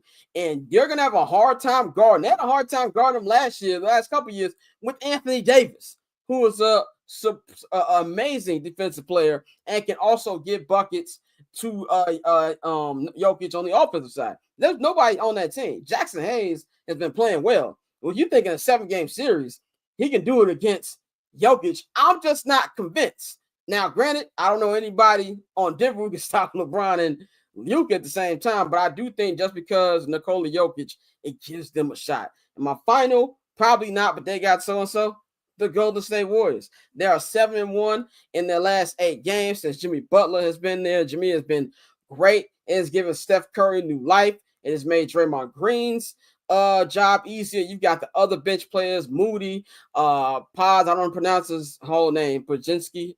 Pajinski. He's been playing well. They're going to be getting Kuminga back soon. They're already a half game behind the Clippers for an actual playoff spot. And they're not that far behind the 5th seed as well. So, and they've got, I think, one of the weakest schedules in the league going forward. Those are my 4 teams. Well, yeah, probably they're not going to make it out the West. But because of those superstars they got on that team, I think at least gives them a chance. Pat, what you think about my tiers? I like your tiers. I would just put the Warriors in the maybe part. And I would put the Cavs in the championship part. I think that just what Jimmy has done for the Warriors has just been incredible. I mean, I think what they've scored the most points in the league since he's got there, if I'm not mistaken. Yep. Their offense just went to a whole different level. Also, like, they can actually get points in the paint now. Like, they didn't get any points in the paint before. They can actually get points in the paint now. Also, he helps them defensively. And Steph is hilarious because he finally feel like playing basketball again. You not low. Steph and LeBron. That's LeBron. Y'all not low, bro. Yeah, that's the LeBron playbook. Steph hit a half-court shot last night. Steph ain't hit a half-court shot in about 5 years, bro. You not low, Steph. So, like you said, it gives Steph new life. And again, they know how to win, right? So, like, they 4-time champions, if I'm not mistaken. 4 times. So they know how to win games. Draymond said they win in the finals. I mean, that might have been Draymond just talking, but at the same time, he seemed pretty sure. Like, he didn't won 4 championships before, so I gotta take him at his word on something. So I will put the Golden State Warriors in my maybe category, like 1 tier up, and I'll put the Cavs in my championship category just because. Think of what DeAndre Hunter does. I think DeAndre Hunter is probably, outside of like Jimmy Butler, was probably the best pickup of the trade deadline. Yeah. So like and just what he can do for that basketball team. I like that squad, man. Like, I really, really like that squad. I think they can pose some problems for anybody in the East just because they play differently, right? Like, they have, like, for Boston, like, yeah, Boston might have, wings, but at the same time, they countered that when you pick up DeAndre Hunter. You get, like, an actual defensive stopper. Also a guy who was, I think, close to 50, 40, 90, if I'm not mistaken. And just the size that they have. There's no team really in the East that has the size of them. So I will put the Cavs in my championship tier, and I'll put the Warriors in my maybe tier. And I'll say this when we go to Bane too. Jimmy is in a role that he can thrive in. Like, he already took a team to the finals twice. Just 2 years ago, he took one team. But when you're the number 2 option on this team, that frees him up to do a lot of stuff. So, Bane, what you think about my tiers? Would you change anything? I low-key would put the Warriors in the championship category only because of Jimmy Butler. Playoff Jimmy is somebody who basically tries hard, plays hard, gets weared down at the end. Playoff Jimmy with help, I think is going to be very interesting, especially when he's the help. So I think that's going to be very interesting when it comes to the Warriors. I also will put, like Pav said, I also will put the Cleveland Cavaliers up in there. I think this is more open than people talk about. I don't think it is. Now, I don't think it's just Boston and everybody else figured out from there. Outside of that, I think everything that Pavy said, except I would put the Warriors in the championship category, especially if they get the right matchup during the first round, because they can find themselves in a situation where they skate Yeah. to the NBA championship. And I think too is like, yeah, I think Oklahoma City on paper is the best team in the West. But if you Steph Curry, if you LeBron James, if you the Denver Nuggets, I ain't scared of these little niggas. Like because they've won championships, they've been there before. Now that don't mean you win just because you got experience. They can still, them young boys can still beat you. But that definitely ain't gonna be no fear. It's not gonna happen because it won't get healthy. But even if Dallas got healthy and they had to play Dallas in the first round, Yeah. I'm not gonna hold you. I might put my money on the Dallas Mavericks. I'm not gonna hold you. I saw they just gotta tread water till AD gets back. I saw what they did to Chet last year, and they have Anthony Davis, and they was assaulting them on the boards. If they can, granted, I know Gaffer got the knee, Lively got the foot, they got a bunch of injuries, but if that squad can get healthy, I like OKC might not lead the first round depending on matchup. I don't disagree with that. I think that they just need to tread water. Kyrie had a good game yesterday, granted with the Hornets, but you got to win every game you can right now. Just give yourself a shot in there. You know, the play-in games, they can beat any of them play-in teams that's in there. I'm not picking the Clippers for anything for the rest of my life ever. I don't give a damn how many games go out play. It's just not gonna happen. I've learned. So, but yeah, man, that's all we got for NBA, man. Pav, tell the people what you got coming and things like that. Yeah, man, I got a new record coming out. Well, really Tuesday night, but Wednesday. It's called You don't need no name of your no. It's called It Could Be That Way. It's a really, really fun record. So I think it's something that you could play and vibe to or whatever. So look out for that. You can always follow me at Pavy World. Go check out pavverse.com. My other records that I've been putting out are also on there as well. So man, appreciate always good talking with you guys. And yeah. All right, Pav, bring wine on Sunday. I got you. What kind? And I'm gonna let you pick. You the wine meister. So, respect. All right, nigga, I'll let you. All right, bro. So we're going to talk a little football before we take a break. Of course, we got in the local world, we got the homies from the 108 joining me. We're gonna talk a little White Sox baseball, but it's time to talk football, man. We're in the middle of combine. The combine week is coming to an end. A lot of things have been going on. Let's start with the first news that came out of the combine. We talked about this on Monday. Would Matthew Stafford be going anyway? It was basically he told the Rams that, hey man, look, I want more money. Rams didn't want to pay him more money. Said, if you believe you're worth more than what is currently paid, go out there and set the market and see what you can get. And he met with the Giants, allegedly met with the Raiders, but we don't know what went down outside of Jordan Schultz and Ian Rappaport getting into it at a Starbucks. Well, I didn't know that Jordan Schultz's daddy is the founder of Starbucks. Oh, Howard Schultz is his daddy? That's his daddy. Yeah, I found it out yesterday on Rich Eisen and Pat McAfee. That is his daddy. So kudos to him for actually wanting to work. Because let my daddy be I wouldn't be on this show right now.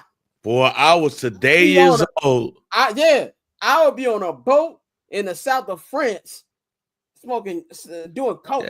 Yeah. Doing something. I wouldn't be doing this if my daddy owned Starbucks. Yeah. So shout out to Jordan Schultz. I actually want to be a working member of the community. But he pulled up on Ian Rappaport at a Starbucks. And was like, hey man, like at his store. At his store. Like, nigga, you in my hood.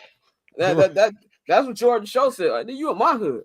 So I think there were different reports about whether Tom Brady actually sat down with Matt Stafford or did they meet at a trip in Montana. I buy that they sat down. I don't buy them niggas rambling. Even though white people love Montana, I don't buy they're just rambling in Montana, nigga. I'm not buying that. He said, yeah, exactly, Orlando. I wouldn't even be Leo on Wolf Wall Street. Leo was working on Wolf Wall Street. I wouldn't be working. I'd be Hunter Biden.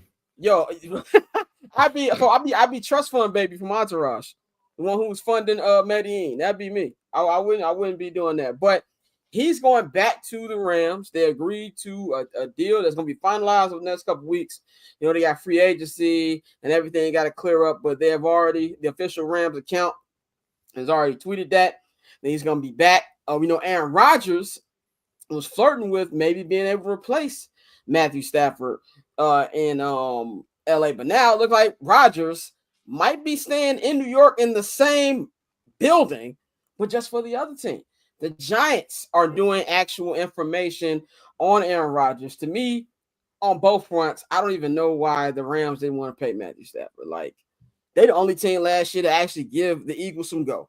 Matthew Stafford, even though I've called him Stat Padford his entire career, and I do not stand down on that because that's who he was in Detroit. He got better and had meaningful stats in Los Angeles, but in Detroit, he was Stat Padford.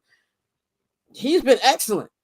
You traded him for Jared Goff, championship first year, been competitive every year, making it to NFC championship games. And then even last year, you gave the champs their own fights. To me, that was stupid. I'm just glad that they were able to work that out, and he's able to stay in Los Angeles. For the Aaron Rodgers, to me, it's like this. You have the third pick in the NFL draft. I know there's been a lot of questions about Shedeur Sanders. Shedeur sounded mighty confident at the combine today, and there's been questions about Cam Ward as well. But I'd say either one of them over 2025 version of Aaron Rodgers. I personally don't get this from the Giants' perspective. Bang, what you think about these quarterback movements going on? Very interesting. I agree with you with the Matt Stafford take that the Rams shouldn't have never put themselves in this position in the first place. But hey, they was like, yeah, hey, go out there and see what you can get. All right, this is what you get. All right, it's the check right here. That's cool right there. The Aaron Rodgers thing, I mean, look, I said this last week. Even though I hate that man, I'm not sure he's done. I'm not sure he's done. It takes you about a year to really get back the groove for an Achilles. And it's not like he had a bad season by Aaron Rodgers standards. Do I look at the Giants and be like, yo, this is a team that he can help build? No. And that's mainly because of the defensive side of the ball. But seeing Aaron Rodgers throw to Malik Neighbors, I ain't too mad about that. I'm not too mad about that at all. But also seeing him in the NFC East getting his ass whooped by those other three teams, I don't mind seeing that either. But like Orlando said, John Mara be damned if a black quarterback is going to be starting for him. No. Like the black, like Tyrod Taylor did that by accident. Geno Smith did that by accident. No, fuck all that shit. So, not Geno Smith because he wasn't there. Geno Smith went with the Giants. Who was the other nigga? No, Geno was with the Giants. He was backup. He was backup. He played. Yeah. You're not gonna be the face. You're not gonna be the face of the Giants, black boy. And what you think about? Did you see Shedeur? What Shedeur said at combine? So yeah, and I'm with him on that. Like when you get Shedeur Sanders, it's more than just a talent thing. Like it's going to be a culture change. He's not going to a team that's going to be uptight.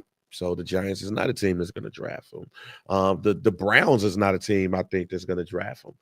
To be honest, it's going to be very interesting to see if he falls in this draft. Yeah, and I don't think it will happen, but I would not be surprised if he ends up like Aaron Rodgers. Oh, you talking about like being a backup for 4 years? No, I mean dropping in the draft. Like, severely. I get what you're saying. Yeah, he dropped a lot, nigga. I would not be surprised if Shedeur drops. I think it's gonna be interesting. I'm gonna tell you what that's gonna be interesting right in a minute because of what other topic we got coming up. But I want to talk about Abdul Carter. Abdul Carter could be number one draft pick, a guy that I was high on at the beginning of last year, and I was actually bad. He had such a great playoffs because I kind of feel like that's when he got on the national stage. Like people knew of Abdul Carter, but after his run in the playoffs, he shot up the charts. Because at the beginning, I was hoping, yeah, he'd be nice to have a 10. There's no way in hell he's making a 10. There's no way in hell he's making a 5. But some new news came out this week. He has a test revealed that he has a stress fracture in his right foot. And they were trying to figure out whether he should go surgery, which had been a 8 to 10 week recovery, or continue to go through the way he's been going with his training and have his pro day up at Penn State. After consulting with doctors and receiving more test results, they indicated the potential number one overall pick that they would not do surgery. And they said because they would have to put a screw in his right foot, and that was not advisable.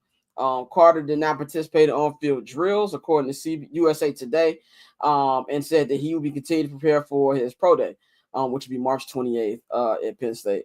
I understand the reasoning before it, because I don't think this surgery would have obviously hurt his draft stock too much. I still think he goes top 5. Even with that, he's just that much of a monster. But I'm honestly concerned. Like, stress fracture ain't nothing to play with. You getting foot injuries already before you even stepped on the NFL field. I'd be concerned. Not concerned to the point where I wouldn't draft him. But if I'm a team like who's going to be drafting number 1 or number 2 or number 3, I don't know. I might, and this is not just my inner Bear fan saying this because I want him to drop. I'd be a little bit more hesitant if I'm putting the face of the future of the franchise on somebody who's already got a major injury like this. Ben, do you think I'm overreacting with this? I'm just overall concerned, even though this man is a great player. I am overall concerned because he has shoulder injuries. He has a shoulder injury and he has a stress fracture in his foot.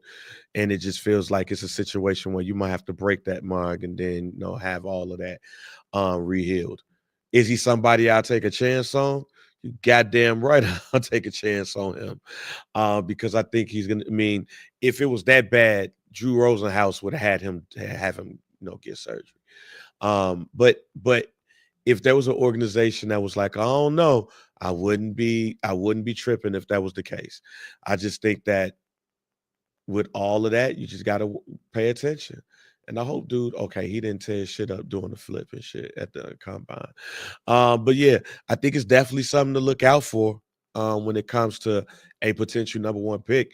You saw that the Tennessee Titans told Howard Landry III, go ahead and look for another team.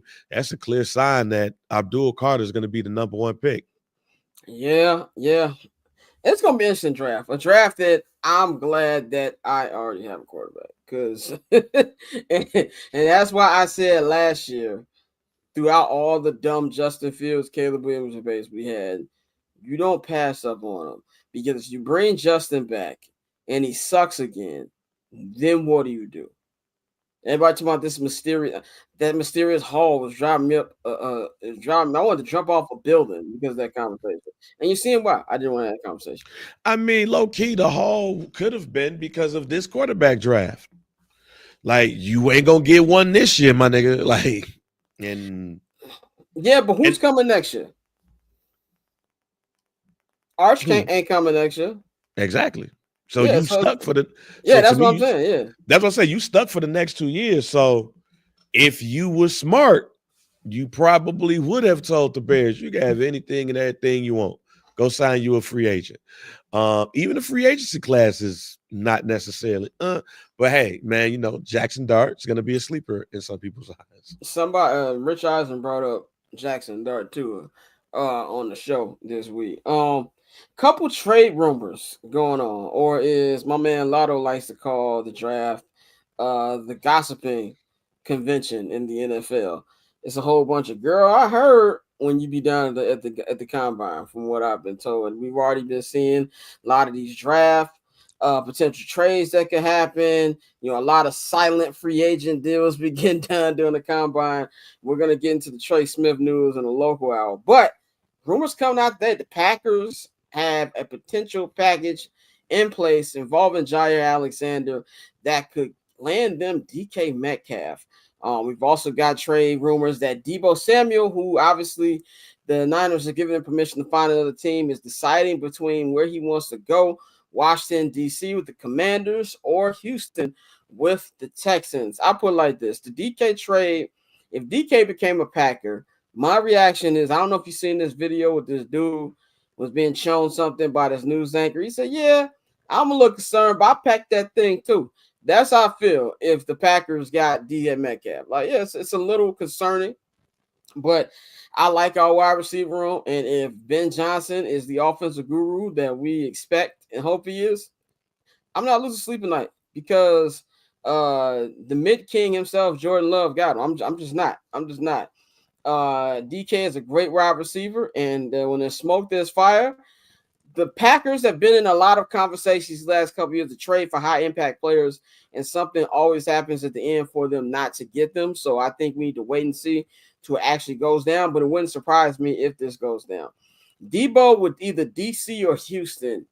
Whoo, man. I'd rather see him Houston for NFC purposes.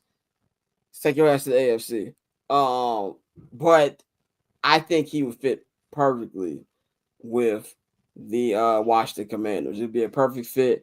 The way he plays football, I think it'll help Jaden out even more. I think they'll be able to run right in that Cliff Kingsbury offense. I don't know where he's going. He has ties to both. D'Amico Ryans was a coach with the Jets. He also has some ties with the general manager of the Commanders too. So I think that's something that's going to come down to the wire. But I think the best fit for him is the Commanders.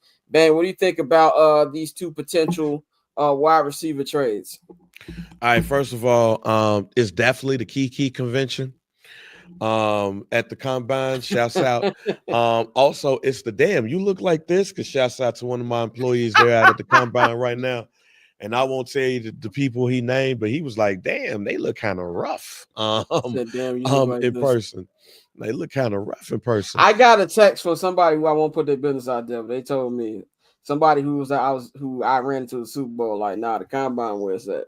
He said everybody be gassing out the Super Bowl, but the combine where it's at. I was like, oh, really? Yeah. I will find out next year. Yeah, it's definitely the Kiki and What's Good convention, because what else it is to do in Indianapolis? But find out what's good. And watch Tyrese Halliburton play. Exactly. The Debo going to the Packers is very interesting because you finally probably get a wide receiver that you trust. Debo, I'm not sure if Debo is going to really be healthy fully during the season again. So I'm really looking at that DK to the Packers and like, man, I don't want Jordan Love to actually get a good known wide receiver, like one that's like the talent is there. You're not hoping that it pops out. But I'm also interested in seeing what the Tennessee Titans do with that number 1 pick, and seeing what conversations can be had at the combine. I'm interested in hearing the rumors that might come out about that pick, or if something happens, maybe like next week with that pick. I know I might be jumping the gun a little bit, but these are all of the things that happen during the combine. All of those conversations happen about trying to get a haul for that pick. Do you really like one of the quarterbacks that's out there? Is Abdul Carter really the generational talent? What somebody's gonna do with Trav? It's the Kiki convention, and even some of the deals that might not being talked about is rumors. But you never know what might happen. I'm not throwing it out there. I don't think it will happen. But when you hear Ben Johnson basically like, hey man, I fuck with DJ, but his ass gonna have to block. I'm glad he said that. I mean, I'm glad he said that too. Really but when you hear shit like that at the combine, you like, so what you mean? Like when you hear some of the things that these coaches talk, Myles Garrett, when you hear the GM like, oh no, he unmovable. So what do you mean by that? Yeah, that's a lot more meaning. I get what you're saying. Yeah, like I typically don't believe anything between now and the draft, but I like hearing the conversations. Yeah, this is peak Lion season. Peak Lion. I mean, the DJ Moore trade for the Bears to get DJ Moore and the pick ended up being Caleb came together during the combine. Like that's what Brian Pohl said the conversation started. So it's definitely where people do a lot of business. A lot of deals are done under the table at the combine. As far as the number 1 pick trade, even though he blocked me, Ben Albright said that he expects this trade to go down. Now, I don't know what his field goal percentage is on being right, but he has a lot of people blocked. Like, I don't remember why he got me blocked. I'm pretty sure I said something. But, yeah, that's what he said. There's been a lot of smoke on that, and it would make sense to me, too. I think one thing about the draft, this is personally where I don't really care for mock drafts. You really can't predict them. Everybody had Rome Odunze going before the Bears got him. I don't remember last year in the group chat, I think it was Mikey. He was like, "Yo, the Bears are gonna miss out on a wide receiver. Look at all these mock drafts. They got all the top ones going before we get to the Bears at pick 9." And obviously it didn't go that way. And so there's always a surprise.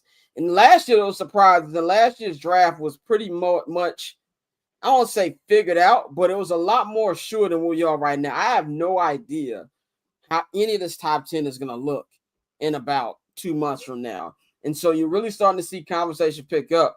And number one pick, who is Tennessee? Tennessee is an interesting situation here because I've always said I get the Abdul Carter thing. I know people aren't high on these quarterbacks. I still would go quarterback because of their quarterback situation. Let's just say Abdul Carter is the stud that we expect him to be, and you still got quarterback issues.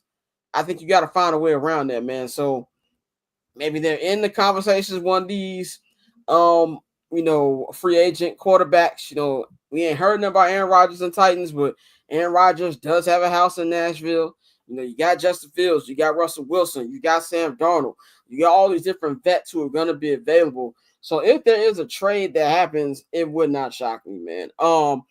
Final topic before we go to the local hour. There's going to be some rule changes in the NFL this year. They are finally using digital first down measurements, which has been long overdue. I don't know why it's taking this long to get done, but they'll be using digital. There's a lot of bad things thrown at NFL officials, rightfully so, this last year about bad measurements, so they're going to fix that.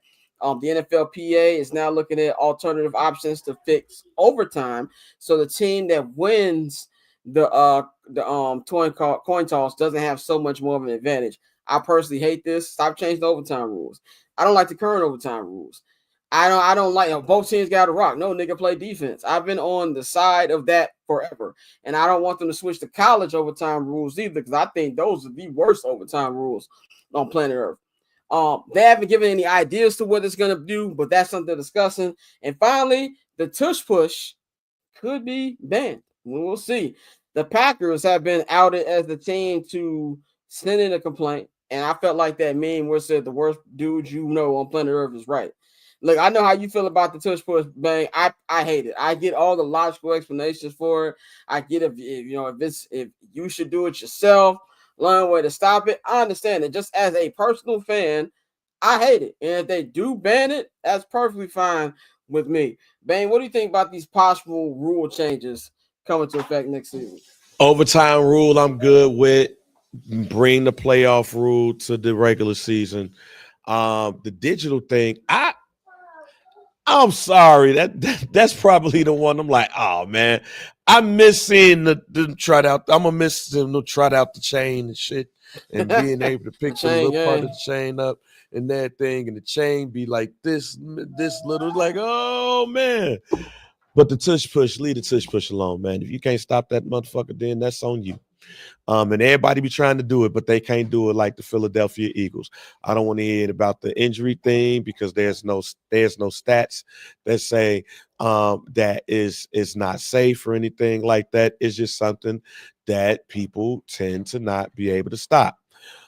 So I that's to keep it short. That's the only rule that I'm like, yo, that's some whole shit. We're gonna see how that pans out, man. We're gonna take a quick 1-minute break.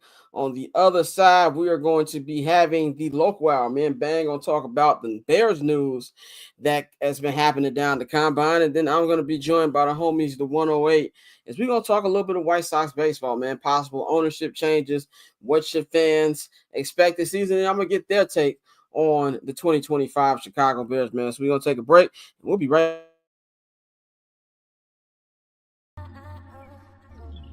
So cool. Triple double hat trick, I know the code too. Ice trade, go for trade, yeah we cold too. Getting paper on these player haters, old news. Money on the other line, so I'm not gonna hold you. Money on the other line, so I'm not gonna hold you. Money on the other line, so I'm not gonna hold you. Money on the other line, so I'm not gonna. Welcome back, ladies and gentlemen, to our. It's more than an hour. We about going to an hour 3 down there, but I'm not gonna hold you here, and when it's time for the local hour. It's the local hour. There we go, ladies and gentlemen. Local hour. If you're a Patreon subscriber, you will get this individually for y'all, man. And shout out to everybody who told me that we needed time codes, chapters for it. We got chapters now on the YouTube version. I'll be making those in post-production. So if you don't want to watch the entire show, you just want to see certain topics we're talking about there, all of that will be in the description box by tonight. Let's talk about the beloved. Let's talk about the Chicago Bears. By the way, the 108 will be joining us in about 20 minutes. We're going to talk some White Sox baseball. But the Bears, Chicago Bears, had a big presence down at the Combine this year. For the first time in 3 years, this was not all eyes on the Bears. 2 years ago, all eyes were on the Bears because they had the #1 overall draft pick. The questions were, will Ryan Poles trade the pick or will he keep Justin Fields? And then last year, he had the #1 pick again. And there was questions, would they keep it? Would they keep Justin Fields or would they actually draft Caleb Williams? What's Caleb Williams going to do? How's he going to respond? Is he going to throw the ball? Everything was so blown up with Caleb last year. A year later, Caleb had an up and down rookie season despite breaking lots of Chicago Bears records. And now he's here with a new head coach that everybody was hoping would have took over last year, but took over this year. Ben Johnson. Ryan Poles, Ben Johnson spoke to the media on the first day of the Combine, and both were interesting to me. Now I sat down and I watched every Poles and Ben Johnson done with every outlet that happened on Tuesday, I think it was. And look, like I said, I'm waiting for a translate on the field. Winning press conferences shouldn't matter. But Ben Johnson just sounds like he really understands what he's doing. And like from a Bears coach perspective, it is night and day between how Matt Eberflus talk and how Ben Johnson talk. He's personable. He cracks jokes. He has a great sense of what his plan is going to be and how he's going to work with Caleb. The stories about Caleb blowing his phone up during the Super Bowl and, getting his opinion on different plays and stuff like that and just showing his hunger to win. I personally love, and I have full confidence that he knows exactly what the Bears need to do this offseason to get to where they need to get. Ryan Poles was it was interesting because it was peak Ryan Poles, not peak, but it was typical Ryan Poles. But I feel like the confidence wasn't wavered. Like it feels like he's still very confident in himself. He said something really crazy on Pro Football Talk with Mike Florio and Chris Sims. He said, well, I think there's not a lot of people better at evaluating offensive line than me because I used to be one. And I was like, nigga, dude, Get the fuck up out of here. Right. Are we talking about the same offensive line? Like the one we got to find 4 new replacements for? Like that offensive line, nigga? So there's a lot of questions I didn't like hearing, or we're going to evaluate the free agency and see what exactly should we, enough of the penny pitching, like enough of that. So I was kind of, Pole's words did nothing for me. Unlike Ben Johnson's words, where I felt real safe and like, okay, this nigga knows what he's talking about. I did not get that vibe from Ryan Poles, and hopefully he's not doubling down on his stupidity. Hopefully he sees the mistakes that he made in past drafts and made in past free agencies and like, yo, I can't make that mistake here because we can't ruin this kid, and I don't want to lose my job. And if you're a black general manager in the NFL and you lose your job, 9 times out of 10, you're not getting another GM job again. You might as well get ready to learn how to talk scout again because that's exactly what it's going to be. So, to me, it was just, I will say this too. We're getting a lot of takes from Bears media who've been at Combine saying that the reaction or the opinion of the Bears front office has changed dramatically for the rest of the league. And seeing people interview for the job said they know what they're doing over there, and that's kind of like a new situation. Bang, what did you hear Poles and Ben Johnson's interviews? If you did, even if you didn't, what do you think about what's been going on with the Bears on Combine week? I caught the Ben Johnson ones because I wanted to hear him more than I wanted to hear Ryan Poles. I didn't want to hear any GM speak and stuff like that from him right now. I want to hear about the new kid on the block. And I loved what I heard. I wasn't skeptical. Let me first say I wasn't skeptical about what I was hearing or what could possibly happen with Ben Johnson. I was No, I some high hopes and stuff. But man, them high hopes grew after I kept hearing him and hearing him and hearing him and challenge his team. That's the other part, challenging your team already. Now, as far as Ryan Poles and what he was talking about, as far as offensive linemen in the draft and all of that, man, kiss my ass. Because ain't shit worked unless you're about that Hinsdale folks on the offensive line is going to actually be a good guard or whatever like that, then we'll see it. But we ain't seen none of what you talking about right now, because Wright was a gimme for the most part. And Braxton Jones, okay, maybe he get the second contract. Like, okay, I bet. I guess that's what we're looking for. But Ben Johnson, I liked what I saw. I liked hearing him challenge his team, and it makes me excited for rookie minicamp. I think too, there was a couple things that stood out to me. I didn't think about it before, but when you just said it a minute ago, when he said DJ got a block, my spidey senses went off. Not saying that DJ is going anywhere, that he could be traded, anything like that. Even though I do believe his answer about Cole Kmet just made me want to double down on what I said about Cole Kmet a couple weeks ago, that nigga's not going to be on the 2025 roster. They asked him about Cole Kmet. Wait a minute, I missed that. What about what I said or what Ben Johnson said? No, I know what you said about Cole Kmet. I'm about to talk about what Ben Johnson said. Ben Johnson said they asked him about, because he said weapons. They asked him about the weapons. He said we got a great wide receiver. No, he said ball catching room. Pause. He said DJ Moore, Roma Dunze, and he said he brought up DeAndre Swift in that, which was also surprising to me because I didn't know if he liked DeAndre Swift since he left Detroit so quickly. But they brought up, he didn't name Keenan. Well, Keenan's gone. Two things I thought: Keenan's gone and Caleb's going to change his number back to 13. Those two things went in my head. But when they brought up Cole Kmet, he was like, well, he does some good things. He catches the ball. He had a down year last year, but he's just such a big guy. He's a real good target. I was like, that wasn't exactly the greatest sign of, your job is safe. And not that I don't think Cole is a good player. I think Cole's a good player. And I think his contract, what he's making, is perfect money for who he is as a player. My issue with him, he's almost as slow as me. Obviously, I'm joking. Nobody is as slow as me, but he's very, very slow. He sometimes he doesn't act like he's as big as he is. Catch the ball, nigga. Run him over. You know what I'm saying? Like so many times he thinks he's Johnny Knoxville. You're not.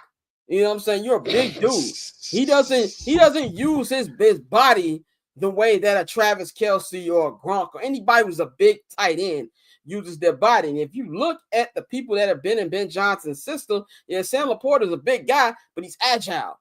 You know what I'm saying? He's athletic. And it moves with his system, which is a lot of speed. You know what I'm saying? You're not going to get that with Cole Kmet. So that's my hot take. Who's not going to make the roster? And not that they're going to cut him. They're not going to cut him. He still has value. I believe that he could be a trade candidate. But after hearing what Ben Johnson said, I'm even doubling down on that. And as far as the DJ thing, I don't think that means DJ be traded. I think DJ just got a contract last year. He's the highest paid player in Chicago Bears history. I think he's safe, but I definitely think he's going to test him. And we're going to really see more from DJ as far as like unlocking his potential more than there's already been. What did you think? I mean, can you delve a little bit more, divulge a little bit more into what you think about the DJ comments and what you think about what he said with Cole Kmet? I could just put it as a specific player comparison. When you look at it, DJ Moore in this offense is supposed to be the right St. Brown. Amon-Ra St. Brown. That's what he's supposed to be. But you know what Amon-Ra St. Brown can do very well? Block. Yep. So if you're leaving Amon-Ra, the right St. Brown, and you coming in to DJ Moore, and as far as talent goes, he's probably even more talented than Amon-Ra St. Brown. The expectations are higher. And DJ has said, hey, yo, he challenging folks. He challenging me. I'm a little scared. DJ had mentioned during the Super Bowl, I'm a little scared. I don't think DJ bullshitting. I think DJ, you get what you asked for. Y'all want to be coached up? You about to get that because again, you're not gonna leave Amon Ra and then come and then you half-assing out there on that field. You have a complete player comparison in way this offense runs and your fit in there. Do it. Rome, you're gonna have to finish them routes, my G. But when you look at, like, I keep seeing people say Tim Patrick might be a bear and all of that stuff. No, they need a Jameson. Big said that today. So if Big said it, there's some smoke around that. I mean, yeah. What I'm saying is they need a Jameson Williams. Yeah. That's without the off-field Jameson. Yeah, without the off-field shit. They need a speedy wide receiver. Yeah. And Tyler Scott's not it. Tyler Scott's not it. They need what Taylor Gabriel was his first year with the Bears. They need a speedy wide receiver that can open up the field for Tim Patrick, aka Rome Odunze, and DJ Moore. Can Cole be Sam Laporta, or is he more TJ Hawkinson? He's gonna have to figure that out right there because Sam Laporta is one of the better tight ends in the NFL. So he better be looking at tape too. Swift can be Jahmyr Gibbs. He can be that. All these versions of Jahmyr Gibbs. Yeah, I mean, he could be the cream soda, red pop version of dude. But the reason why I put that out there is because you don't have a David Montgomery in here. So it's easier to look in this draft, which the two positions in this draft that's looking very well is defensive line and running back. So you could look at the running backs and say, hey, I could get me another David Montgomery, and then Swift could be that speedy person. They just didn't have that. They thought that that Rowe was going to be that, and that didn't happen, and that's not going to happen. So you're going to need a replacement for him in that role too. So they need a speedster. Can you find that in the draft? And can Cole Kmet look at enough Sam Laporta tape, or just go when they go to tight end can you just pull up to the side and be like, yo, what BNB on? Do something, because if you don't do it this year, you're not gonna be no Bear. You're gonna be with the Colts. And what did Dion say? It's gonna be a lot of luggage moving, and my luggage is Louis. There's gonna be a lot of. One thing I can say about Ben Johnson, I think he's a psycho, bro. His interview with Big Cat was hilarious. You know who I think he's gonna be more like? Who? John Gruden. Hopefully, I think in a non-problematic way. Yeah, in a non-problematic. Hopefully that way. Hopefully just on the football. I think he's gonna be a mini Chucky. I get Gruden vibes from him when he talks in a non-problematic way. Right. Yeah, I mean, yeah, he's big. First of all, I love how he's messing with Big Cat about him really being from Boston. And he asked him, if the Bears beat the Patriots Super Bowl, who you rooting for? That was funny. And then saying that if you had to give up a body part to win a championship, he said, well, I already got enough kids. I'm giving up my 2 balls. I'm like, this dude's a psycho. I need my coach to be a psycho, man. Like I say, hey, Chucky, he's Chucky. My favorite John Gruden on the field comment was when they had I think it was I don't know if it was an NFL Films thing. And he told Keyshawn, he said, Keyshawn, he said, sometimes you're like my wife. You're just taking up all the space. He's like, move around. You know, you can see when he came and he took that Buccaneers team to the next level, the things that Tony Dungy couldn't do, and kind of unlocked him a little bit. I think he's going to be a more offensively potent version of it. And I also feel that when they're able to coach, because they're not able to legally coach yet, he's going to put Caleb through the ringer. And number one thing I'm going to be looking for is the intensity of training camps. Because since I've been calling training camp, I didn't cover any of the Nagy training camps. But all the Flus training camps have not been high intensity. So I'm really interested to see how that's going to be. That's where the Chucky thing come in. Yeah. I can't wait till you hear You know that sound when you cuss on NFL films, that Yeah. I can hear him say, "What the fuck, Caleb? I want to come on this show Get the and ball out." right. I want to come on this show in August and tell y'all, man, Ben was cussing niggas out today. Yeah, I'm telling you, I expect for you to say him. I expect you to come on here and be like, he was like, "What the fuck, Caleb? Get the fucking ball out. The fuck is wrong with you?" Yeah. And Caleb just Exactly. That's what I want to see, man. Last football topic, we're gonna bring the 108 in a moment. In about 10 minutes, Bane's gonna move to producer Bane. But Trey Smith. I love being right, even if it does come at the expense of my favorite football team. I told niggas for weeks, I will believe Trey Smith will hit free agency when I see it.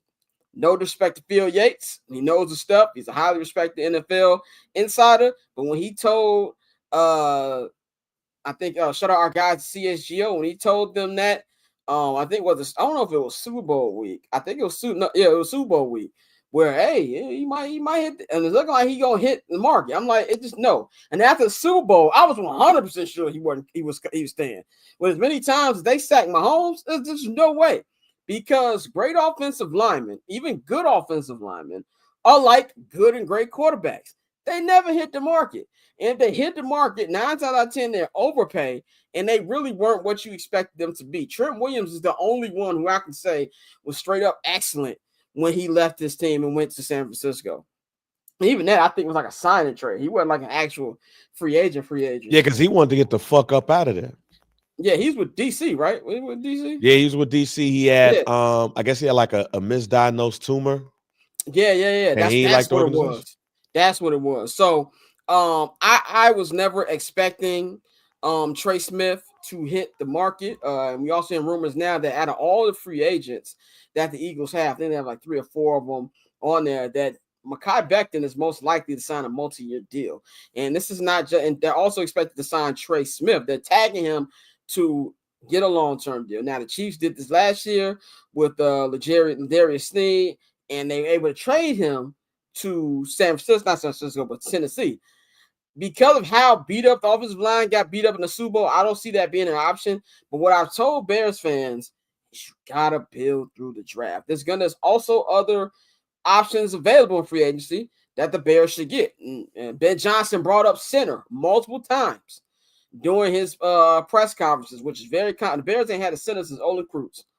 Cody Whitehead was solid his first year or two doing it, but as a legit stalwart, a guy that is going to be there, Olin Cruz.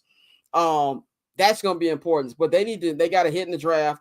I don't think Will Campbell's going to fall, but I believe the Bears are either going to trade up or they're going to trade down. And there's still some secondary options that will fit well on the offensive line, but with Trey Smith being out of the picture, with Mekhi Becton probably being out of the picture, now you're really going to start to see just who exactly Ryan Poles. Like, can Ryan Poles make the mistakes? Because now the Trey Smith easy signing, that's not there no more. How do you think the Bears should pivot from that? Well, as first, offensive line, you got to look at the guard position. You got to look at the draft. They don't need to spend all of their money there. I think it was last week's show. Go ahead, get the center position in free agency because you want a center, an experienced center with a young quarterback. So get your center right there. But look at the draft and see what a guard is there. And do you really want to draft a guard in the first 10 picks of the draft? Unless you're going to get a Hall of Fame type person. I don't think you trade up to get him, though. So if Will Campbell falls, or if you fall in love with Banks from Texas. Will Campbell's not trade up to you? No. I don't think, because here's the thing. You're not going to trade past New England to get him, and that's going to be the team that you're going to have to trade in front of to get him. The Giants are not moving back. They're not going to do that. So you got to hope that New England shocks everybody and goes in another direction, which they possibly could. I mean, they could. They need everybody. If Travis is at 3. They could get Travis. Yeah, if Travis is there, I think New England's getting him. Yeah. To be honest, because if you put him, I see Abdul, Cam Moore, Travis. I can see that. yeah, if New England could get Travis Hunter and they got Christian Gonzalez on the other side, their defensive backfield is set forever. Yeah. They could work everything else out. But no, you got to go you could trade, but with the Bears, you could trade back and probably get one of the better guards in the first round still and get some more picks. You still got Carolina's second round pick, so you can upgrade there as well. But again, one of those reasons why I like that free agency is before the draft, because there is other people that you can fill in those gaps with. I still think the Bears need to go defensive line in the first round because I don't think they're going to be able to get a Josh Sweat or anything like that. I think they should go look at the front line on the defensive side and spend their money on the offensive side of the ball. But if Will Campbell drops, I don't give a damn what happens in the during free agency. I'm going to get that man and I'm plugging him right in. Yeah, if Will Campbell drops, Ryan Poles has got to react like he did when Roma Dunze dropped. Right. He better cry. Yeah, he better cry tears of joy. Like we all know that Ian Cunningham had to hold him back for trading up for Rome. Right. I remember, I never forget about the draft because I actually had to go to the hospital that night where I was supposed to be at Hallis Hall. And by the way, never get tonsillitis. It is the worst thing on planet. I was talking like Doc Rivers on this show for 6 weeks. Like, Horace, Scotty. I looked back at like one of our old reels when we were talking about the Drake Kendrick thing, and I was like, "This motherfucker Drake." I was like, "Your ass was sounding like Phil Jackson in 1997." Tony. He didn't even put the. Yeah, you know when Phil Jackson did that, he didn't even put the T in the shit. He was just like, "Tony, Tony, Scotty." That's what I was sounding for like 6 weeks, and I remember I was in the hospital. And they had just checked my blood pressure, and I'm sitting there. You know, I didn't give you that calm down period. And I was like, I was like, nigga, they got wrong. And then the nurse was like, "Are you okay, sir?" I was like, "Yes." I was like, "They got wrong with Doomsday." I was hyped. Like, I already knew Caleb was gonna happen. Who was that? What was that movie? Who was that? I think it was The Program or whatever. When they scored a touchdown. That was Major League actually. Major League 2 when the coach was in the hospital and shit. Yeah. And man, his ass had to calm down from the damn heart attack. That's how your ass was. Bro, I was in Subway, nigga. Smile like, yeah, nigga, we got Caleb and Ron, nigga. That's gonna be me and Will Campbell fall. That's man. 100%, man. So we're about to bring our guest in. Bane's gonna move to production because our guy Nikhil is not in right now. We got the guys in here from the 108, man. If you are a White Sox fan and if you're part of White Sox Twitter, you already know these guys. These are the homies. I've had the pleasure of being on these gentlemen's show the last couple times. So I was only right to have y'all on now, but we getting ready for baseball season. Love it. And some actual news going on with the White Sox. How y'all feeling, man?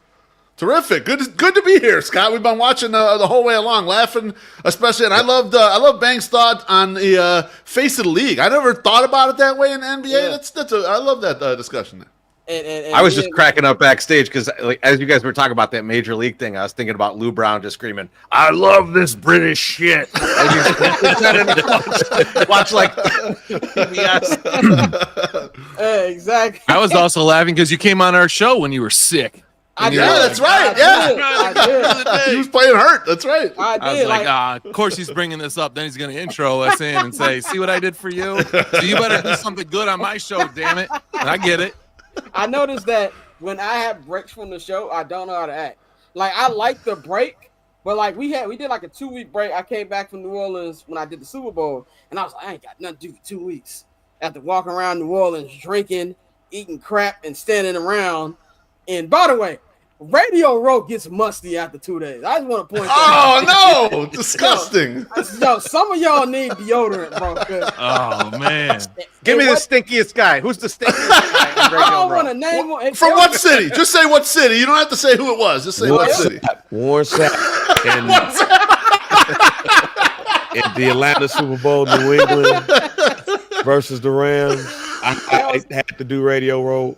Warren Sapp was out there smelling like he had just came from the strip club. I'm out. There was a lot of production people that was smelling bad. I mean, no offense to she sees this K Adams smells amazing. I just want to throw that. That I believe. But it wasn't none of the high rollers. It was smelling clean by Pat McAfee. It was smelling clean by Levitar. But when you walk around the middle, it was a lot of local people. It wasn't up to par. I remember I was upstairs. Kendrick Lamar had his Apple Music press conference. I went from the K-Dot and I went back to Radio Row and I was like, it is musty down. I put it in the group chat. I told Bang, like, yo, I'm finna head to the airport now. What is this? But I was like, oh, I got 2 weeks off, not doing anything. And like everything happens in sports. And I want to talk about this. So even when I was sick, I wanted to do it, man. But for our fan base who doesn't know who you guys, aren't familiar with you guys, let them know, Orlando, you funny for that in the chat. I'm not putting that on the screen. But you funny for that. But let them know everything you guys do, your at names, everything, so our people can get in tune with y'all. My Sock Summer. This is your. Oh, okay. And he freezes. Of course, my internet goes out, especially when I'm supposed to do something. No, so years ago, I had a blog called My Sock Summer. Went to 50 games for under $500. We started hanging out. I moved to Bridgeport. Beef Loaf was nice enough to invite me down to his house for opening day, and I just kind of never left. And we just started hanging out. We had the podcast, and then we had a video, or I had a video that went viral. It was on ridiculousness and whatever of a guy flipping off the wave, which Teresi, show your shirt. We hate the wave in 108. So we had a video go viral, and Beef Loaf got the dollar signs in his eyes, like Scrooge McDuck. He's like, "Oh, we can make some money on this." So always the beak jokes. They're making beak jokes on me, Scott. You know how they do. So we decided, hey, let's just do this blog thing. So we started blogging. What, 2016, 2015? Right. Yeah, and then we just started doing that, and then we were like, well, we're too pretty to be on a podcast. People got to see us. We're doing a hot tub show called the Sunday Soak. So we sit in a hot tub and talk White Sox baseball and just get belligerently drunk. I mean, it's an excuse to get drunk and stay away from our families for a little bit, which is great. I got 2 small children. I need to leave the house every once in a while. You hear my kids sometimes when you're doing the podcast, and I got 3 of them. I feel you. I love it. I wish, what? We need to get him in like a cloud where he just pops up. Bang gonna be our bro man from the 5th floor. He gonna keep popping up.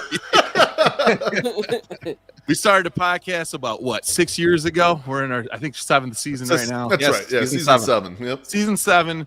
And we've been fun. Having a lot of fun with everybody. We've been in White Sox commercials. We gave away track jackets. It made perfect sense to have 2 Hispanics and a white be Italians outside of a deli in Bridgeport. And then we just recently we had a video that we did with the Sox. We announced their bobblehead giveaways for Sundays. Which is fire. Oh my god! Thank you. It is crazy. And Scott, you'll appreciate this too. When I go to our sponsors or go to other people trying to get somebody to give us money for what we do, linking a video of you, that's been retweeted by the actual team, you're just like, hey, this is what we can do, and then people are just like, oh my god. This guy is, they got so much better reach than some of these guys out here that are actual MLB players. We're just fat guys that just sit out in the right field. So that's basically us. We got a blog, a podcast, all that stuff. We sell merch. Obviously, we're all merched up. That's the way you got to make some money. But other than that, yeah, man, we're fun. You can catch us at about 70 games a year over in right field at Sox Park. And you can follow all them at From the 108 on Twitter. Yep. Man, let's get into it, man. I want to first talk about the Bears before we get to the White Sox. Because the last time I was on you guys' show, me and my brother were basically praying that they got Ben Johnson. And for the first time ever as a Bears fan, I prayed and got what I wanted. And so, what is y'all thoughts on, Ben Johnson finally becoming the Bears coach and just, everything that's happened since the end of the season? I mean, I think for me personally, there's a level of excitement that they finally went with a real offensive mind. They faked it when they went with Mark Trestman. they faked it when they went with Matt Nagy. They weren't quite that guy. Ben Johnson really is that guy. And hearing that George McCaskey's like, yeah, we're gonna let's push the money and make sure that we get this guy was shocking, but uber satisfying that a Bears team, obviously they spend within the realm of the cap, but the stuff outside the cap is where they're generally kind of cheap, and they really push the dollars there, and love to see it. Yeah, what I really like, what I've heard about Ben Johnson is that he's not a guy who has a system and that everybody's got to fit the system. He's a guy that'll look at the players he has and build the right system around them. And I think that's a more new school way of looking at things. I think for a long time it's been this guy's coming in with this great system and it's got to be his players. So too bad you just drafted this quarterback you really like. We got to get some other guy in here, right? And so it's really good to see a system like that coming into play where it's like, I'm just going to focus on the best things that you do. It's something that we're excited about with the Sox with Brian Bannister, where it's like, okay, this guy might not have been the best pitcher around, but he does this one thing really well. I'm going to focus on that. Just have him do that. And I think that's a new way of thinking that we don't really see in either sport too much. And it's good to see at the Bears head coach position. Yeah. I'd say the same thing you guys say, but also, hey, it shows that they're actually serious about winning, about competing. They got embarrassed on also national level this past season. So they're like, hey, let's throw some money into this and see where we can go. And let's do it right. And it seems like they're trying to do. Of course. It seems like we got to do it right now. And then we'll get into when they move to Arlington Heights, everyone will be real fancy because they got the good coach, So They're making a big splash. It looks good. Will it translate on the field, though, Scott? I don't know. I'm not really sure yet. And that's what I meant. Like, I don't want to put too much dip on my chip. I know how excited I was last year. And knowing the Bears' luck, he could be Adam Gase. But I am taking this step by step, and I know that the players are excited about it. I was at the press conference, all of them showing up there. Caleb was dressed like Blade or Shaft, whichever jacket he had on. He was there. I ran into DJ and Rome doing Super Bowl week. Shout out to DJ Moore, by the way. Give me an interview, even though certain PR people were trying to make that interview not happen. So shout out to DJ for saying, oh, no, I know him. He's on the beat. We'll do this real quick. Shout out to DJ. But there's an excitement there, and we were just talking about this before you guys came on. I feel like there's a plan. I still don't trust Poles yet. He got a lot before I start, being confident in him. Maybe Ben Johnson to be the dude in the room, like, we not picking somebody from a basketball school to play left tackle, maybe that'll stop, man. But let's talk about the White Sox, which there's some news here that's happened over the last week or two. And when it came into the group chat, I stared at the link for a minute, like, I was like, no, it's got to be a catch. Like, I read it like 5 times. I was like, ain't no one here. But Justin Ishaba, who, him and his brother, his brother owns the Phoenix Suns. Now, that's not going too well, as we were talking about Kevin Durant early in the show. KD's probably on Zillow right now, preparing for where he's going to live in 4 months. So, but they've got a lot of money. He was already a part owner of the team. He's increasing his stock in the White Sox, ownership stock in the White Sox, and is ending his bid to buy the Minnesota Twins. Now, for regular people, you might think, what does that mean? Nobody, especially not a billionaire, is going to end a bid for a team if he doesn't have a path to actually own the Chicago White Sox. Now, of course, Jay Reinsdorf, all them came out, none of this is true. Typical business stuff. I want to know what y'all think about it, what y'all reaction was from the news, and is there some light towards the end of the tunnel now for the White Sox? So I'll say that you start. Initially when I heard it, I was like, okay, just another minority investor coming in and buying up some shares at a cheap price. But the Twins piece on top of it is, to your point, Scott, it's like, why would he walk away from the Twins and do this? So there's got to be a path to ownership here. It's I don't see another way that's happening. So I really think that this is going to happen, but I think it's probably 4, 5, 6 years away.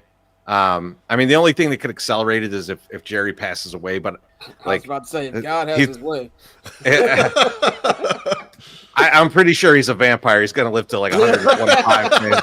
So like, I don't see that happening. But I do see this being the next ownership group. I think at this point, this is the only name that's really popped up. I mean, for a while we were hearing like whispers of Melody Hobson coming in and trying to pick up some minority shares, but that kind of went away. She wasn't in the group when they started talking about the Sox possibly being sold. She wasn't one of the names that popped up there. Ishbia was in there. And finding out later that him and Michael Reinsdorf were picking up a lot of shares a few years back, really makes you think that he's had his eye on this opportunity for quite a while.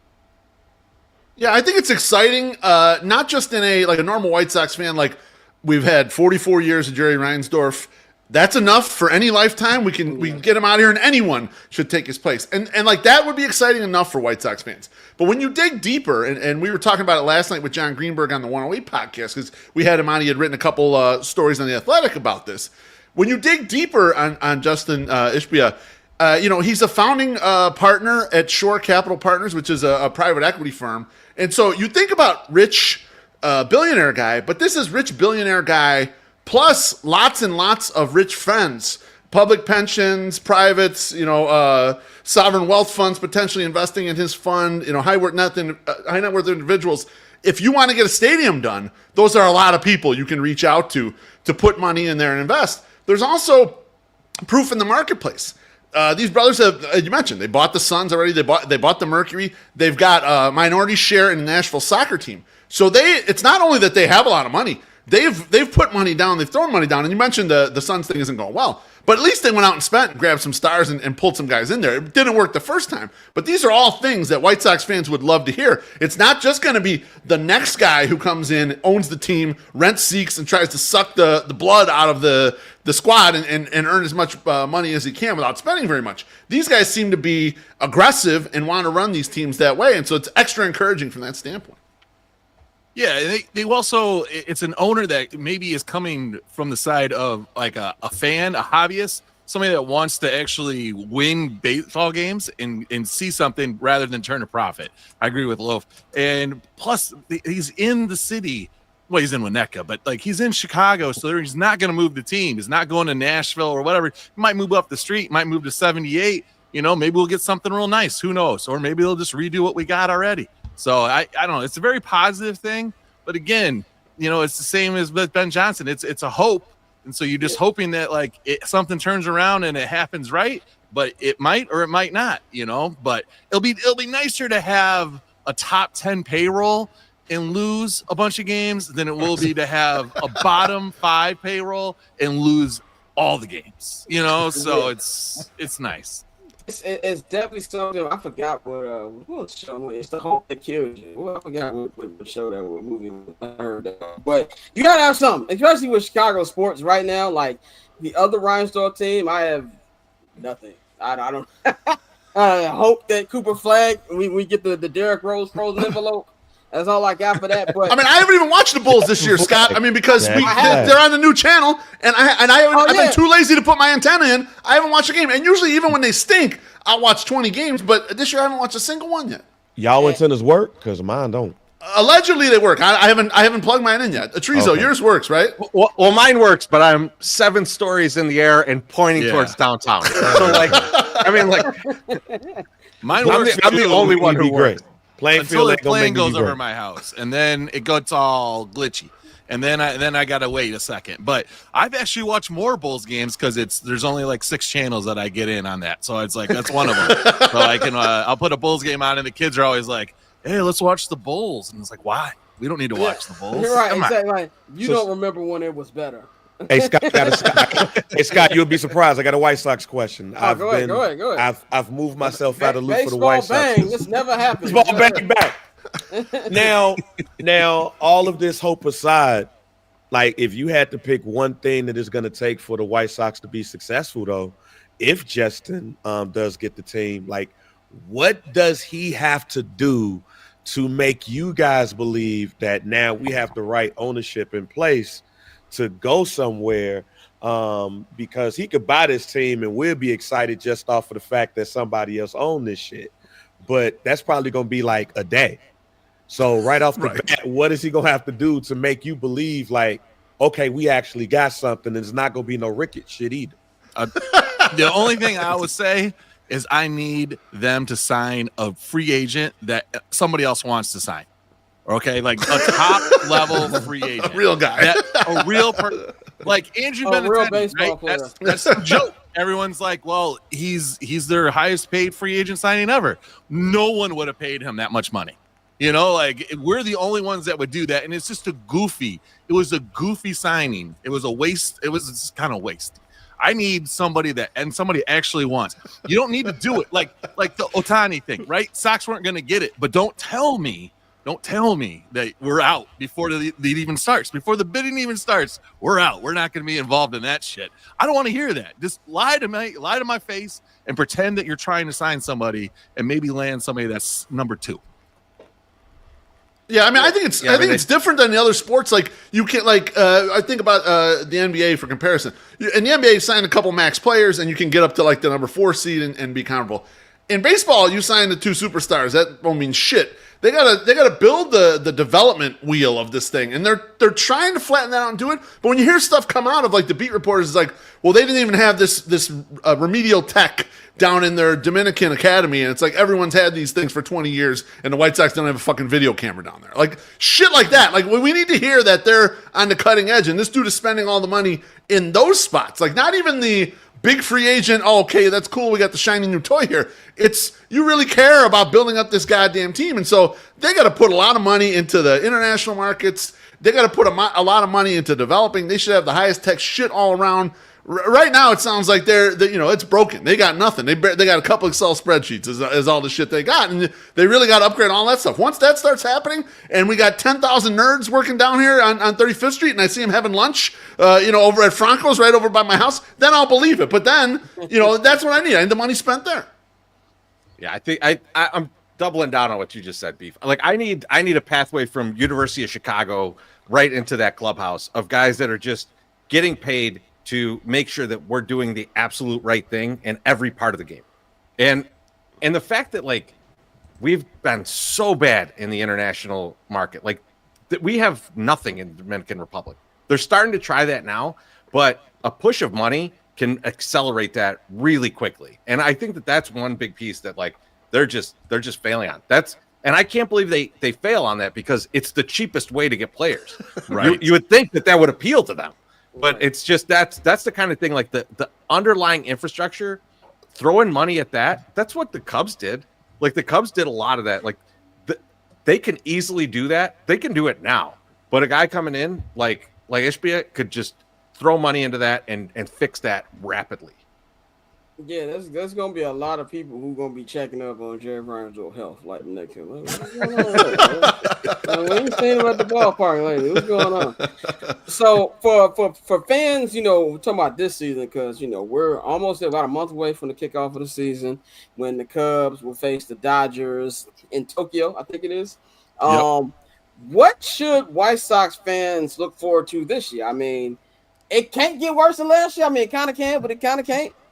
With having the worst record in modern baseball history, and everything that went on this year. You guys said you go to 70 games. What can White Sox fans expect or do anything to get through this summer, at least up until when the Bears training camp starts? What would you say are things that they should look for this year?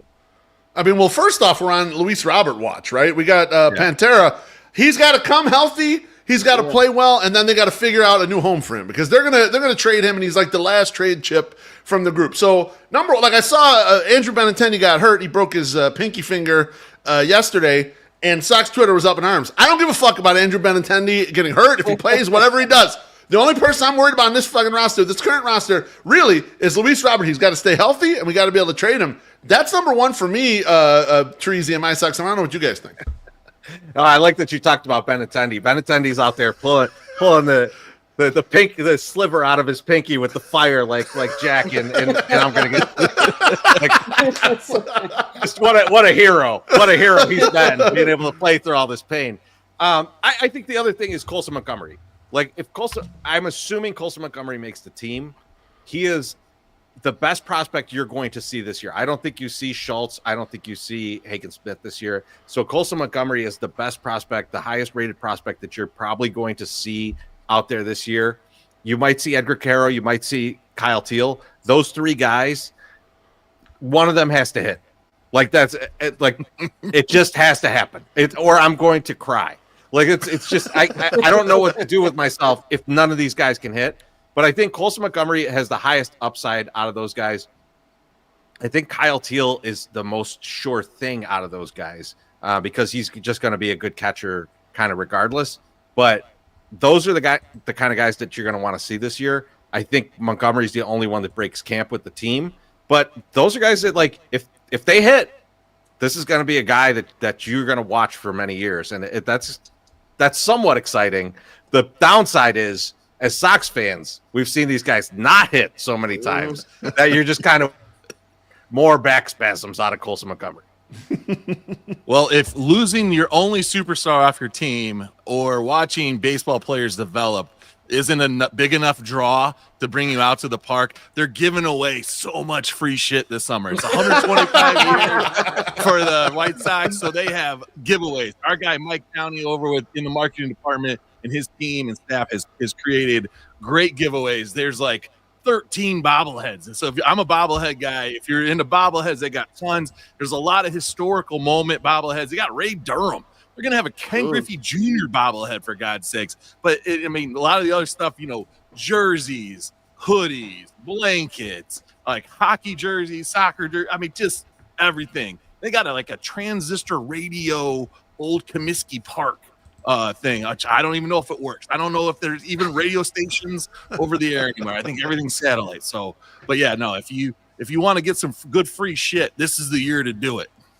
Having a Ken Griffey Jr. White Sox bobblehead is like having a Dwayne Wade Bulls. Yeah, it's nasty. It's nasty. It's like having a Carmelo Anthony Bulls jersey when he was a Bull for like 12 hours. I had to jump in for that, like a King. Hey, where's the Ken Patterson bobblehead night then?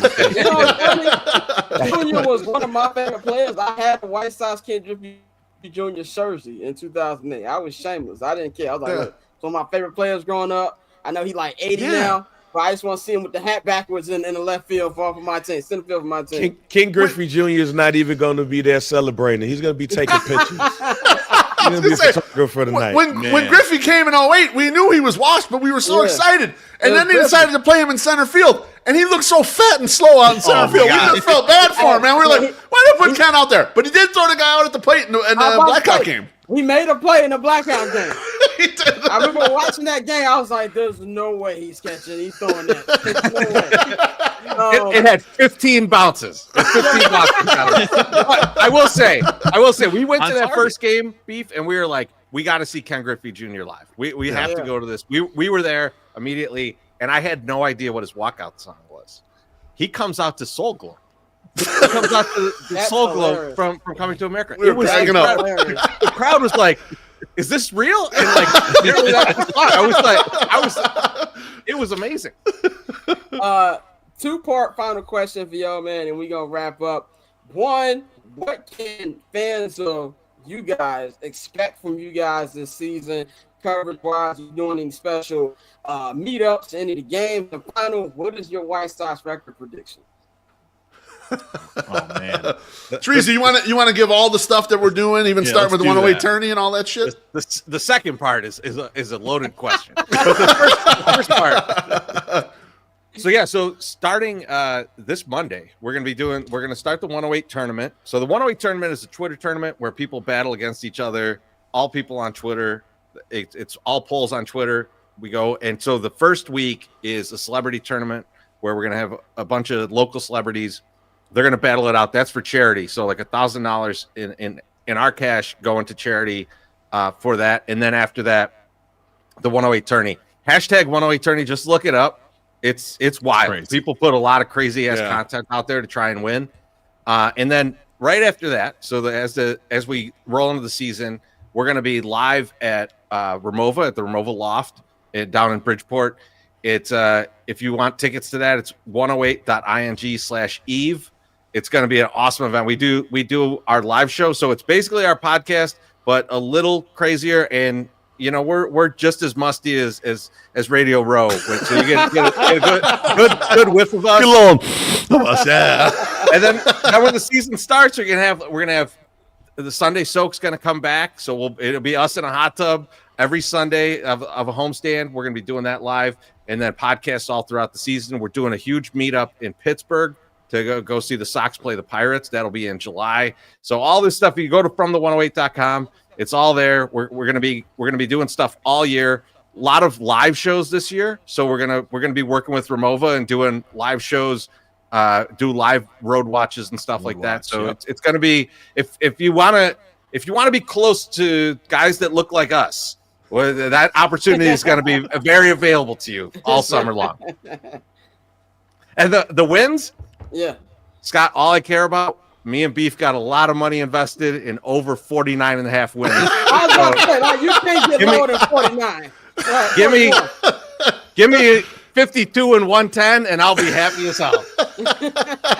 I was going to say, like, you know, you said it was a loaded question, Treasy. It is a loaded question because last year we went on the Barstool, the mid show, which is like the Chicago guys show, and they asked us for win predictions, and Treasy and I and my Sox said, they're going to win like 72 or 73 games. And we were 30 fucking games off of how many games they won, which is an impossible amount to even be off. So I'm with Treasy. They get to 53, 54, 55 wins.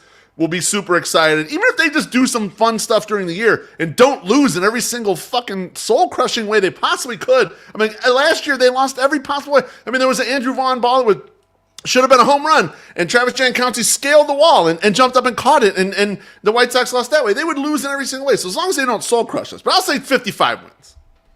Okay. I'm going to say 63 wins. I'll be the optimistic one. Nice. I'll be the guy that says this is going to happen. I can see it potentially happening if everything goes right, and every lottery ticket that we bought in the offseason, we scratch it off and we at least get a free ticket.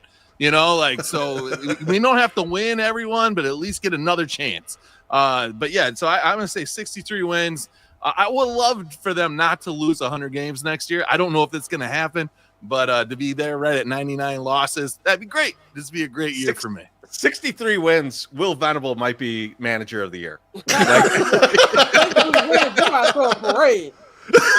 Right? Exactly.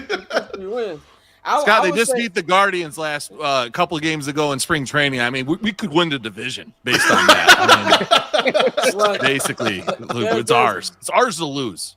There's one team who they share a facility with who's going division, and it ain't the White Sox. That's true. It's the one who employs the man who has a big old billboard on the 405, Shohei Ohtani. I would say this too. My Reinsdorf boycott is still on. I know we're doing boycott weekend. Everybody like, don't shop at Target. I'm not shopping at Reinsdorf. Okay, like, and either team. Yeah. So son or dad, it doesn't matter. I haven't watched a Bulls game in 3 years. I watched the halftime show when Derrick Rose night, and I watch again when his jersey go up next year. But nostalgia this year too, 20th anniversary of the 2005 White Sox. They're gonna roll Ozzy out there, Joe Creedy. Burley's gonna get a statue. Me and Joe Creedy weigh the same now. They're gonna bring everybody out. And this nostalgia's gonna bring everybody in. I'm not falling for it. And I seen people like, oh, if you left the White Sox, don't come back. Let's be very clear about a couple things. One, I have not an ounce of shame in my body. Number one. Number two. 10-year Los Angeles residency, I can show you my California ID right now. Ain't like I just said, hey, I'm going to go root for the Pirates, okay? Right. Let's go. And number three, they won a World Series on my 17th birthday, so I do what I choose, okay? I didn't realize that. I didn't realize that was the country was your birthday. Holy shit, man. Yes. The only reason I didn't go to the parade because I couldn't cut class because I had finals. And I was in high school, my mom would have killed me. So if it was college, I would have risked it. But in high school, I had to come home at night. So I'm glad you brought this up though, Scott, because we've had a lot of media people jump ship, guys who were Sox fans, like, I'm out on this team, right? And I just want to let you know, My Sox Summer, Treasy and I, we are now the arbiters of who is allowed to come back. You are allowed to come back. You're allowed back in. Lawrence Holmes, not allowed to come back. And Tom Fornelli, we're on the fence about him. We're not sure. We're not sure about Tom, but Tom might also be out. We might tell him he can't come back either. That's the way we're playing it right now. We'll see. Lawrence has been out for 2 years, so yeah. I'm glad I am on that list. I should not be ashamed for wanting to watch Mookie Betts and Shohei Ohtani and Freddie Freeman in his one leg. I should not be ashamed for that. So, and I also had a rule: if you haven't had Leo's Tacos in Los Angeles at 2 a.m. at night drunk, you can't tell me who I grew for in that city. I'm sorry. You can't. But always great to talk to you guys. Glad to have you on the show. Definitely gonna have you back on doing our off-season shows that we have during the summer. Let them know where they can follow you up one last time and how they can get in tune with you. They can go to FromThe108.com. They can find us on Twitter at FromThe108. And also on YouTube. My Twitter handle is at Mr. Delicious13. Don't ask. My Sox Summer is at My Sox Summer. And Terezi's at Terezi. You can find us on Twitter there. We're usually on Twitter. That's usually where we're at. Yeah. Sometimes Instagram, but that's MSS looking at plus size model, not us really making any content. Yeah, no. Yeah, even though I'm a Midwest 9, yeah. Next time I have y'all on here, I gotta have my brother on here. He was too busy cussing people out on Twitter about Russia in his very professional way. By the way, that was my fault. By the way, I saw that. I saw that shit. What? I sent him. I saw the tweet, and I was like, okay, I'm not intellectual enough to respond the way that my brother would. So I sent him a text. And I was like, get him. And he went at it. So next time, I'll have him on here to talk to you guys, man. But always good to holler at y'all, man. Y'all have a good weekend, and we're going to holler at you next time. All right. You too. Thanks, for having us. Thanks, Bang. Yes, sir. Yes, sir.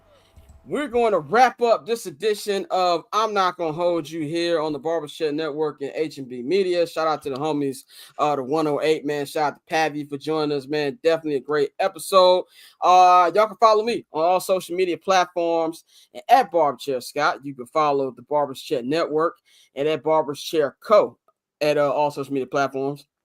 And you can follow the I'm Not Gonna Hold You new Instagram page. I was talked into doing it. I didn't want to do it. I don't like social media pages I got right now, but I had to do it. Shout out to everybody who helps me with marketing and stuff like that. So you can follow the new I'm Not Gonna Hold You page at INGHY show on Instagram. You see it right there at the bottom of the screen, INGHY show. Follow on there. And, of course, follow our partners at H&B Media on at H&B Media TV on Twitter and at H&B Media on Instagram, man. And, of course, subscribe to our Patreon, patreon.com/Barbershop Network. We got 4 different tiers up right now. We've got the 79th and Hatlas tier. Me and my brother going to be doing a free agency preview pod, hopefully next week. I'm trying to bring Cinema with the Guys back. There's a lot of movie and TV stuff I want to get into. Summer Sessions didn't have one last week. Bang has some stuff to take care of, but we will be back next week. And if you want to taste of what we talk about on this show, watch the first 20 minutes of today's episode. So you can subscribe to that. But if you want everything we have on the Barber's Chair Patreon, subscribe to the $10 holler, man. If you subscribe to $10 holler, you get 25% off on your first order on the Barbershop Network merchandise shop. That is bcnetshop.com, man. And we've got a very fire shirt coming in 2 weeks. If you're a Caleb Williams fan, if you're a Game of Thrones fan, I'm just going to throw that out there. Very dope shirt coming on. Bang, anything you want to say before we wrap up out of here? No, man, very entertaining show. Shouts out to those guys. It was the first time I've talked to those guys. Those are the homies. yeah, very entertaining show. First Black Champ episodes out now, but also we're gonna come back on Sunday. Elimination Chambers tomorrow night.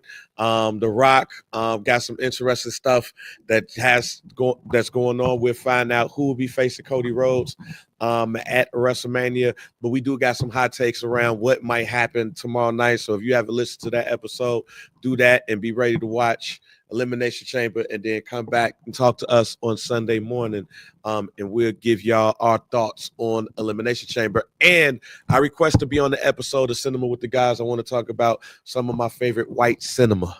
Okay, all right, let's do that. I'm trying to get on the right schedule. If Joe can't do it, I'm just gonna have Dante else with me, and we'll bring you on there. There's new episode, multiple episodes of Random Acts podcast. Check out the homies Amp and Mr. Jefferson. They called Steve Smith's actual number, and if you want to see what his voicemail is, go to the Barbershare Network, Barbershare Co. Instagram right now. Amp almost passed out from laughter at what the voicemail was. So check that out. So multiple episodes up right now. New Ruthless Aggression, everything. This podcast episode will be up on our audio feeds as well. You follow him at JR Bang. Y'all have a good weekend. Boston, I might turn this game off already. Boston already up double digits on Cleveland. So what Boston. I tell you, see?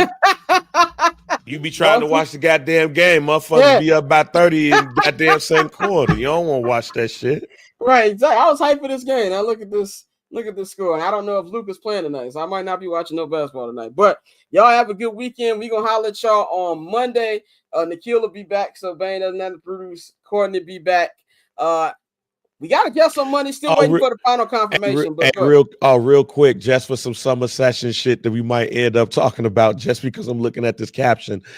Sarah from Making of the Band and the band, she's suing Diddy for abuse and sexual misconduct, said that he touched her breasts after cornering her, and claims that the group being forced to walk hours for cheesecake was abuse.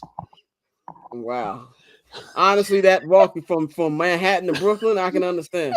I didn't understand how long that walk was to my second trip in New York. I was like, Diddy, a wild nigga. This a 25-minute Uber ride. Like, we definitely got to talk about that. And I want to talk about white people shit because when I rewatch Ozark, there's a lot of stuff in that show that would have went differently if niggas was the ones who was working with the cartel. So I am definitely down to talk white people shit. We got to talk about that. So we'll be back next week on Monday, full show. Guess we got as good if I get the double confirmation. I think I will. We're going to holler at y'all. We'll announce that on Monday. Enjoy the weekend. We up out of here.